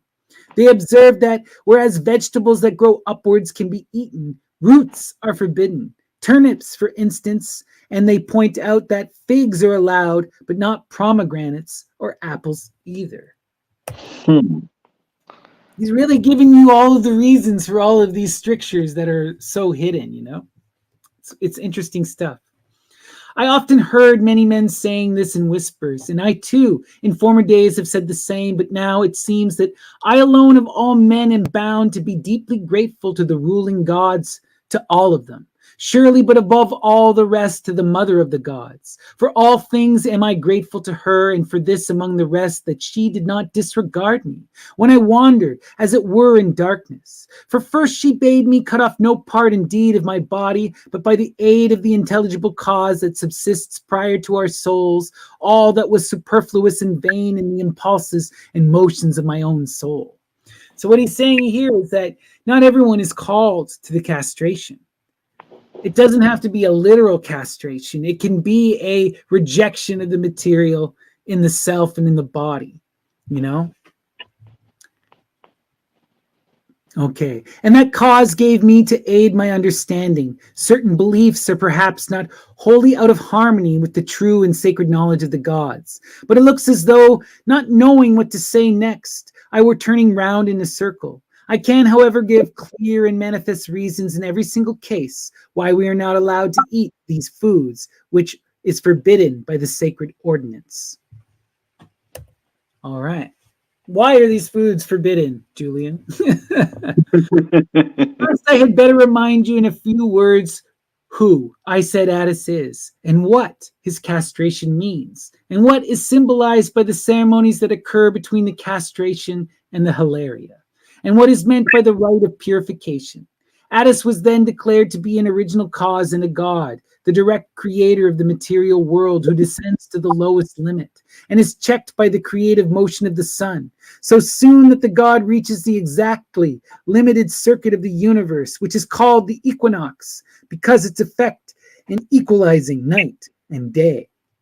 And I said that the castration meant the checking of limitlessness, which could only be brought about through the summons and resurrection of Attis to the more venerable and commanding causes. And I said that the end and aim of the rite of purification is the ascent of our souls. For this reason, then, the ordinance forbids us to eat those fruits that grow downwards in the earth. For the earth is the last and lowest of things. And Plato also says that evil, exiled from the gods, now moves on the earth. And in the oracles, the gods can often call the earth refuse and exhort us to escape thence. And so in the first place, the life-generating God, who is our providence, does not allow us to nourish our bodies fruits that grow under the earth, and thereby enjoins that we turn our eyes towards the heaven, or rather above the heavens. One kind of fruit of the earth however, some people do eat. I mean fruit in pods, because they regard this as a vegetable rather than a fruit, since it grows sort of upward tendency and is uprooted and not rooted below the soil. I mean, it is rooted like the fruit of the ivy that hangs on the tree, or of the vine that hangs on a stem. So this is an important thing, because a lot of the Pythagoreans are big on beans, or they, there's a lot of this wild, strict diet stuff. Interesting. I feel like Gas has some interesting comments on this, since he's a lot of his alchemy is rooted in the divine and matter, right? Oh, I know, right? Like it's so interesting to get this version of things, because I think that it's as above, so like I think both directions are true. Mm-hmm. Whereas like Emperor Julian is clearly in this, you must reject matter. You must reject, you have to stop the creative cycle and return through this acts of purity, right? Which we see reflected in a lot of like modern religion still. But someone like Gaston Boucher, he's directed in the exact opposite direction, right? Descend to transcend, right? Right? Rather than transcend, he's trying to perpetuate creation. And he's trying to engage into that matter. He's chasing after the nymph. But, that nymph is also the mother goddess. So fundamentally, you'll wind up at the same place. Different ways of approaching the different paths that converge towards the one. Exactly. For this reason, then, we are forbidden to eat seeds and certain plants, but we are allowed to eat fruit and vegetables, only not those that creep on the ground, but those that are raised up from the earth and hang in the air. It is surely for this reason that the ordinance bids us to avoid that part of the turnip which inclines to the earth, since it belongs to the underworld, but allow us to eat that part which grows upwards and attains to some height, since by that very fact it is pure. In fact, it allows us to eat any vegetable that grows upwards, but forbids us its roots, and especially those which are nourished in the influence by the earth. Moreover, in the case of trees, it does not allow us to destroy and consume apples, for these are sacred, and golden are the symbols of the secret mystical rewards. Rather, they are worthy to be reverenced and worshipped for the sake of their archetype. And pomegranates are forbidden because they belong to the underworld, and the fruit of the date palm. Perhaps one might say because the date palm does not grow in Phrygia, where the ordinance was first established.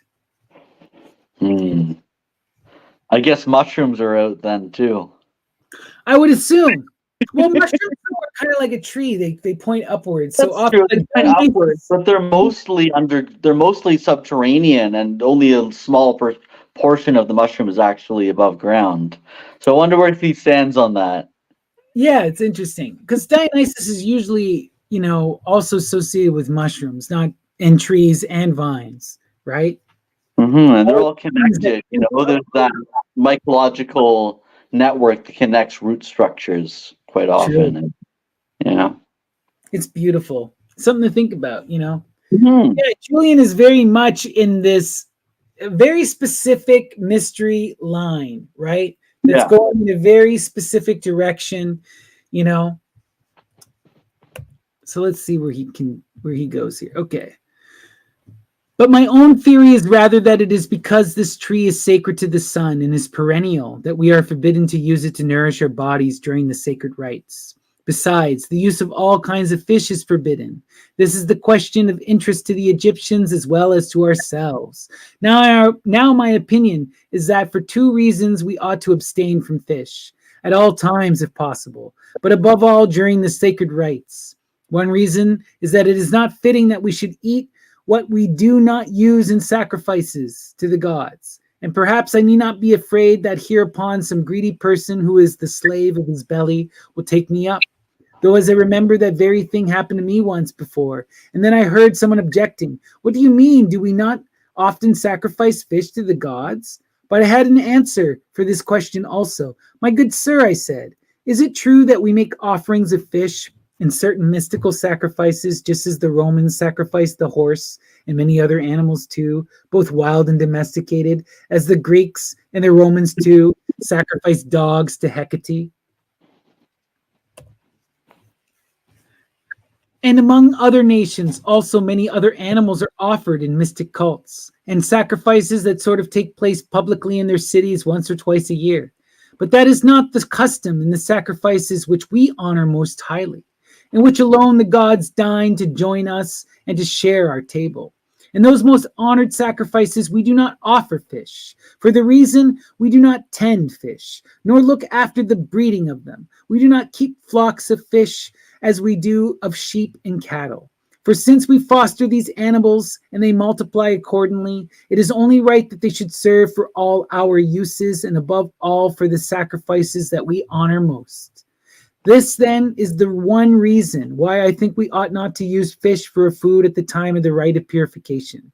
The second reason is, I think, even more in keeping with what I have just said, is that since fish also, in a manner of speaking, go down into the lowest depths, they even more than seeds belong in the underworld. It's kind of interesting, this wild logic, eh? Yeah. Also, something doesn't seem to point out is that like fish are part of the river, right? And the river would be The like flow. gallons, you I know. know, yeah. It's funny. You know, and at the end of the day, right, all matter is contained in forms anyway. Like it's funny. But he who longs to take flight upwards and to mount aloft above this atmosphere of ours, even to the highest peaks of the heavens, would do well to abstain from all such food.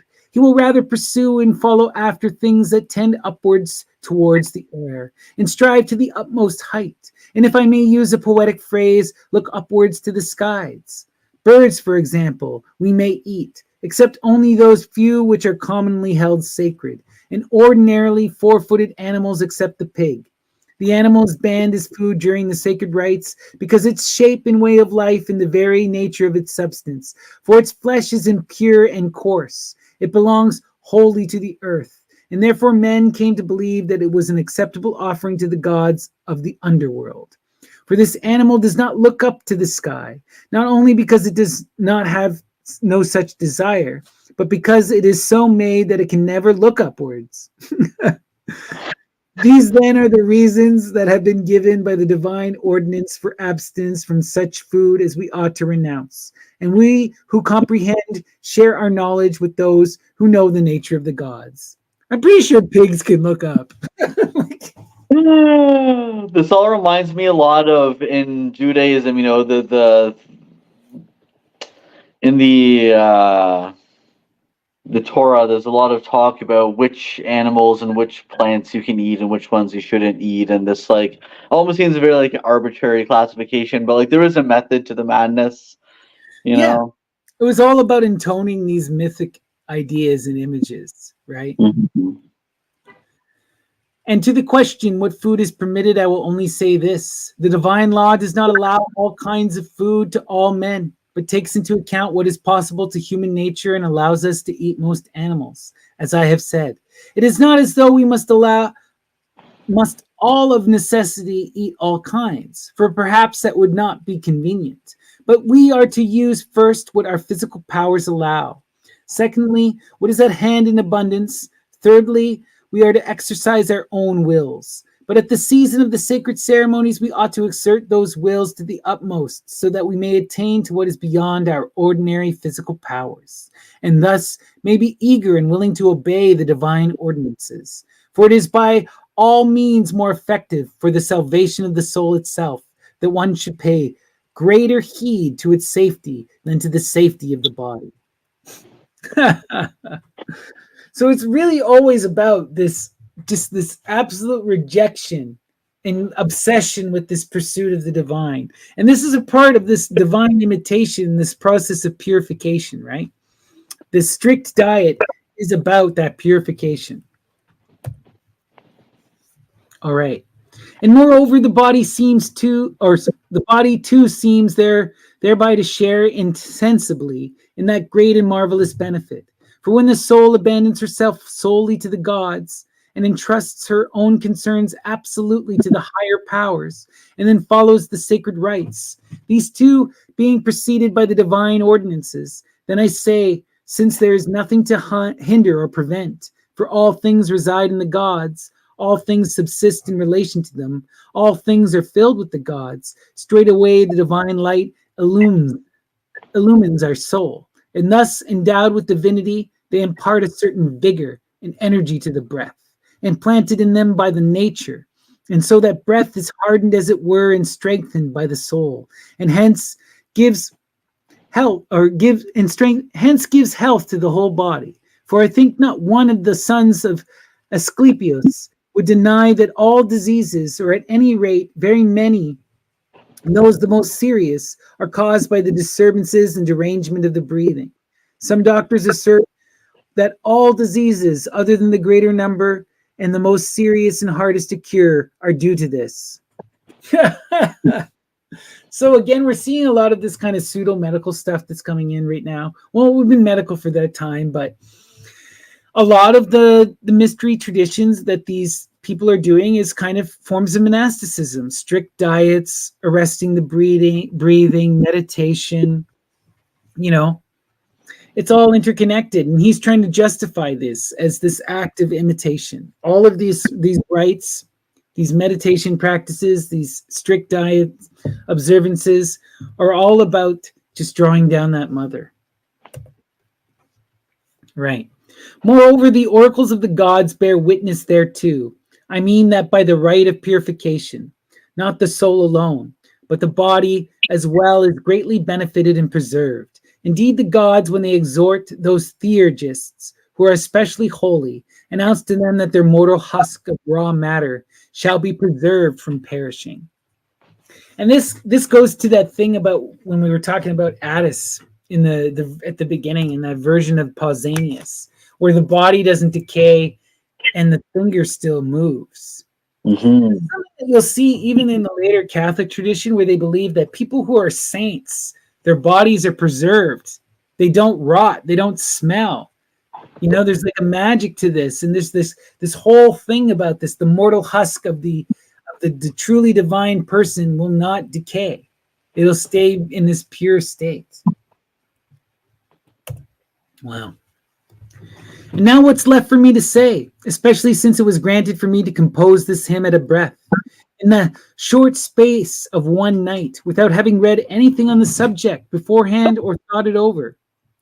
He was so upset with this cynic, and he was on, he was moving. He wrote this and that complaint against the cynic at the same time, and he just kind of just threw it all out there. Nay, I had not even planned to speak thereof until the moment that I had asked for these writing tablets. May the goddess bear witness to the truth of my words. So he was inspired by the muse. Nevertheless, as I have said before, does there not still remain for me to celebrate the goddess in her union with Athene and Dionysus? Now he's connecting it to the Greek gods we know, not just the Phrygian, right? Mm-hmm. Athena is the mother. Dionysus is Attis. For the sacred law established their festivals at the very time of her sacred rites, and I recognize the kinship of Athena and the mother of gods, and through the similarity of the forethought that inheres in the substance of both goddesses. And I discern also the divided creative function of Dionysus, which great Dionysus received from the single and abiding principle or life that is in mighty Zeus. Dionysus and Zeus are one and the same. Attis is both Dionysus and Zeus. For from Zeus he proceeded, and he bestows that me on all things visible, controlling and governing the creation of the whole divisible world.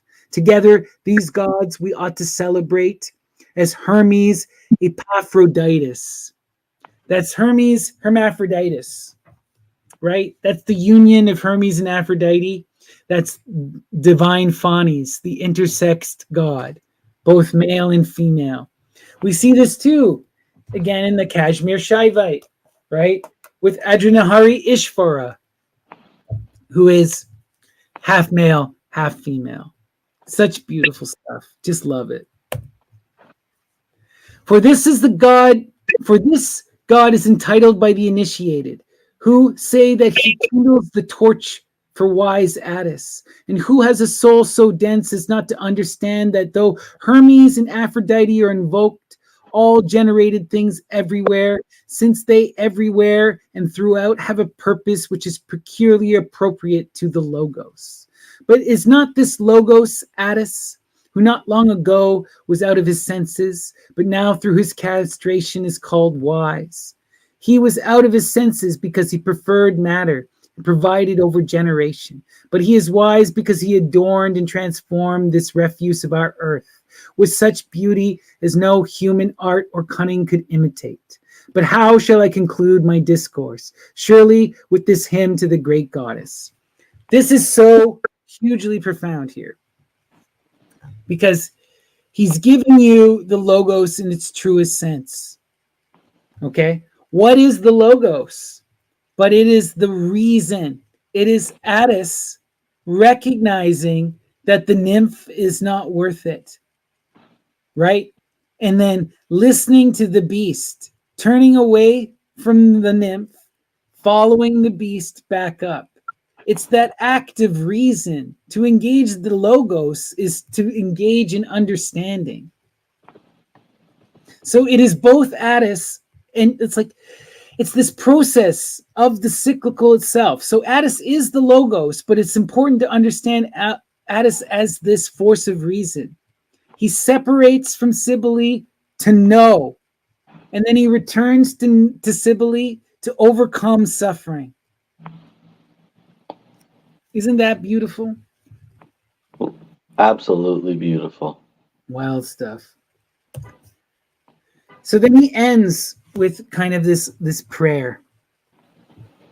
It says, O mother of gods and men, thou art the assessor of Zeus and sharest his throne. O source of the intellectual gods, that purest thy course with the stainless substance of the intelligible gods, that dost receive from them all the common cause of things, and dost thyself bestow it on the intellectual gods. O life-giving goddess, that art the counsel and the providence of the creator of our souls.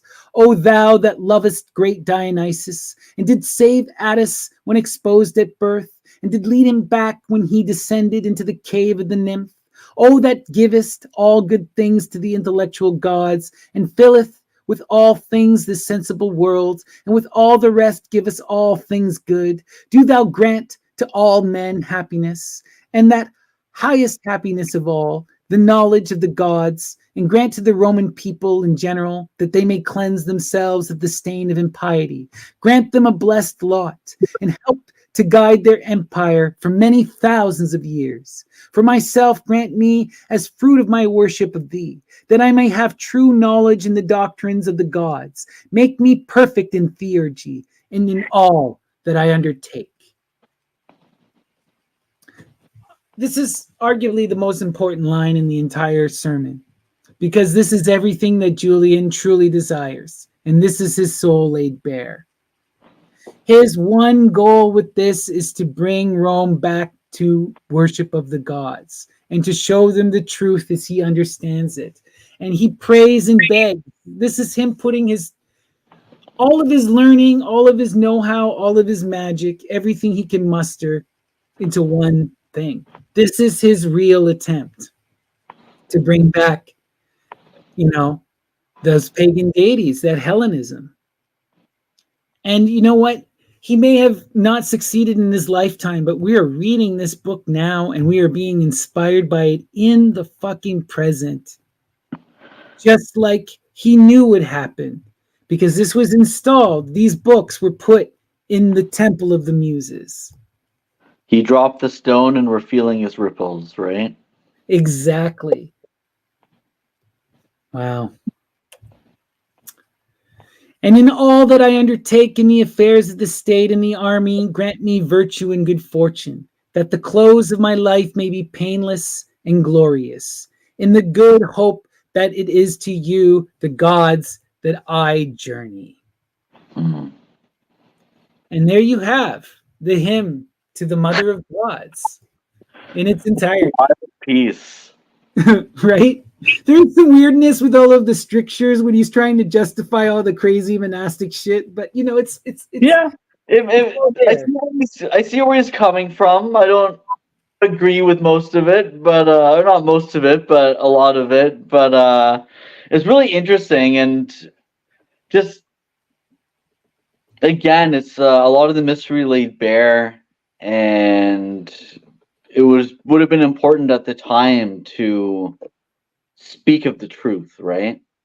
So much so. And I often think about this too through like the allegorical lenses that like translation, like Ammon's work will provide. If we look at something like that word, the beast, the lion, this is the drug, right? What wakes up Attis from the material world and brings that divine madness that causes the castration? It's the drug, it's the beast, right? And it all comes back to those transformative rites. And this is what it is. He needs to invoke that madness of the pregnancy, of that divine mother. And how do you do that? Through the pregnancy drugs. It's always there when you know what you're looking for. And it stays even in Julian, right? In the 3rd century, when paganism is on the decline and he's engaged in this process of trying to really, combat Christianity. But it's interesting. It's beautiful. And you can see so much stuff that becomes Christian that isn't quite Christian. You can see where all these images are coming in. Helios on the 25th, right? December 25th. Who is that savior who comes to shine a light to help Attis ascend to the heavens, right? And then Attis is the Logos, right? Who through this process of divine understanding is able to return back to the one. It's like there's just so much that later becomes Christianity that you can see Parallel or where it draws from. Where it draws from, you know? And it's important, like you said, this is very much a Neoplatonic thing. I don't 100% agree with everything that Julian is talking about here. I think he's very much invested in a single direction, in a very specific path, you know, which is a true path. You can ascend the mountain and be placed among the stars. There's more than one way. But there's more than one way. And I think that also this path, the way Julian describes it, where Attis is connecting in this loving embrace and imitation of the goddess and is taking the material with him. It's a rejection of descent into matter, but it's not a rejection of the natural world or the continuation of the cycles. It's an understanding that these cycles are going to forever, ever persist. So you don't fall into that same monistic traps that you see with the later Platonic schools, you know? It's still recognizing the cycle in nature. Exactly. And this continuous outflow, there's no end to this. This is very similar, again, to Hinduism, that idea of the Leela, the ever unfolding play.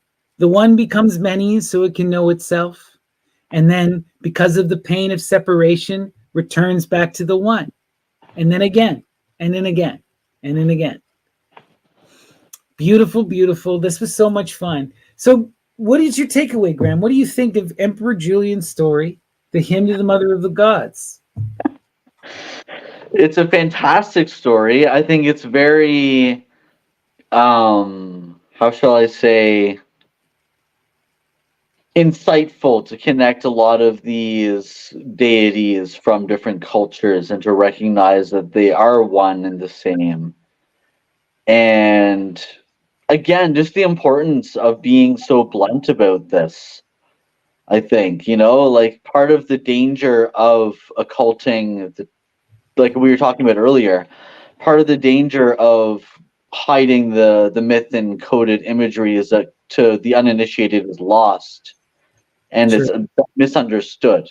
And so sometimes you need that little bit of a push in the certain direction, you know, a little bit of a obvious nod. And you see this, like one of the more famous things, if you read a lot of the Christian polemical literature where they're attacking paganism, like on heresies and stuff like this, you'll see these kind of attacks where they will purposely profane the mystery. And they'll be like, oh, one of the passwords is the frame drum. We saw Attis beats the frame drum. This is a password. It's a secret symbol. It's not just the frame drum. It's also a plate. There's so much going on here, but we don't have this clear image anymore because it's been distorted over time. And it was occulted. And now the Christians are going, well, this is stupid. By the time we get to the heresies, they're like, look how dumb the pagans are. They're telling us a drum is a plate and it's a password. Isn't that dumb? And meanwhile, they have no idea what they're even talking about, you know? Yeah, absolutely. It's kind of like a distortion of like, if A then A, why not if A then B? Why can't one be the other, right? Yeah. It's one of those things always with this kind of mystery traditions. And I always wonder, I'm like, all of this magical feminine, all of the maenads, all of the women's traditions that were never written down. To think about all of that was lost, you know, or not lost, but transformed and evolved in different ways. Others took credit, you know. And it's just a reality of our world, you know. History is written by those who write history. Well said. All right. Well, this was fun, Graham. Do you have anything you want to promote to our audience before we wind down here? Sure. So, well, if our plan is still to go on Thursday, we'll be talking about my new collection I just worked Yes. on called Theasthai, and that's a really fun collection. I wrote it in the span of a day. It's 19 poems, and we're gonna have a lot of fun diving into that. Okay, that's I also, Thursday, 8 o'clock. yeah, I'm also chipping away at copies of Chaosmos still. This is the cover for yours. I haven't finished the snail yet, but Beautiful. it's coming together.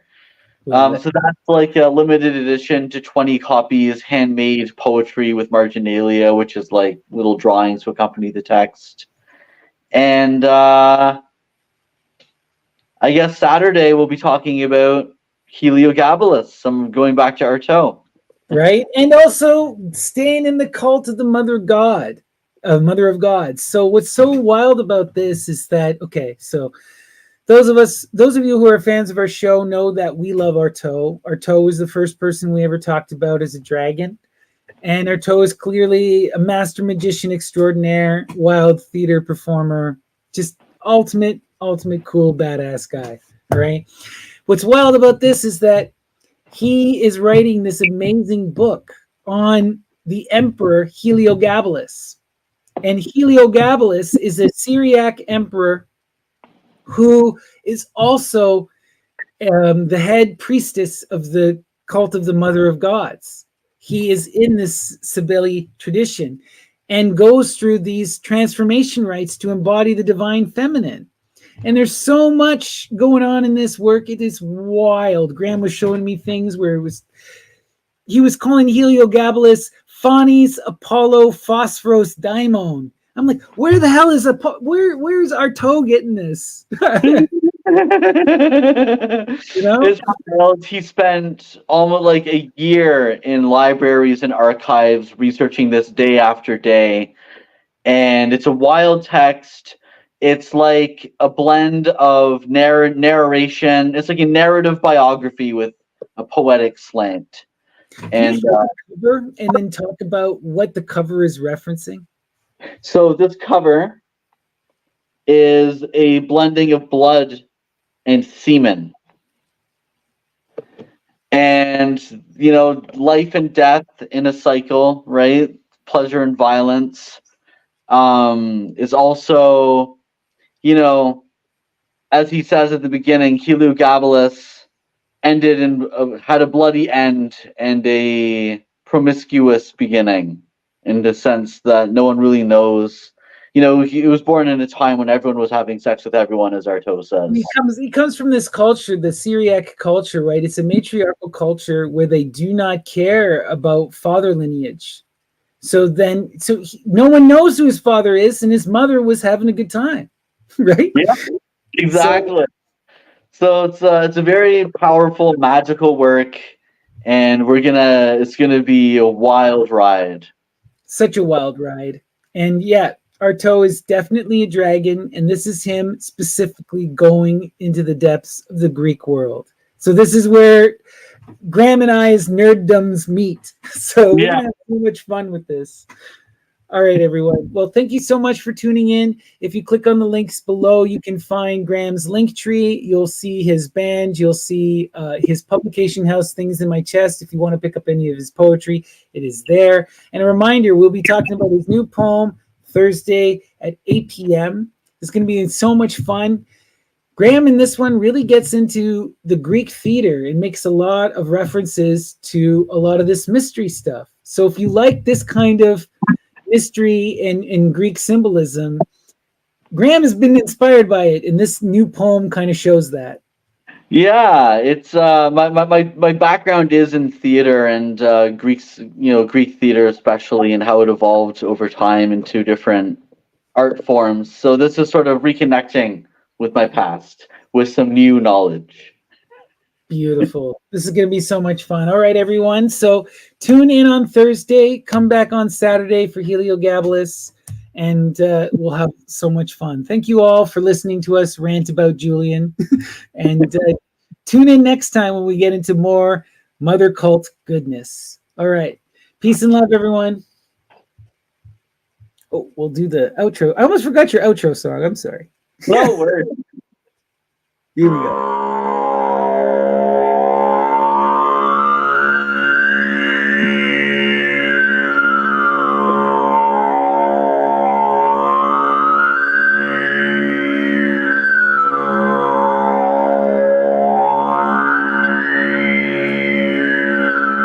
And I wondered who his master could be, and I pressed my eye eagerly to the grave. And I wondered who his master could be, and I pressed my eye eagerly to the grave. And I wondered who his master could be, and I pressed my eye eagerly to the grave. And I wondered who his master could be, and I pressed my eye eagerly to the grave. And I wondered who his master could be, and I pressed my eye eagerly to the grave. And I wondered who his master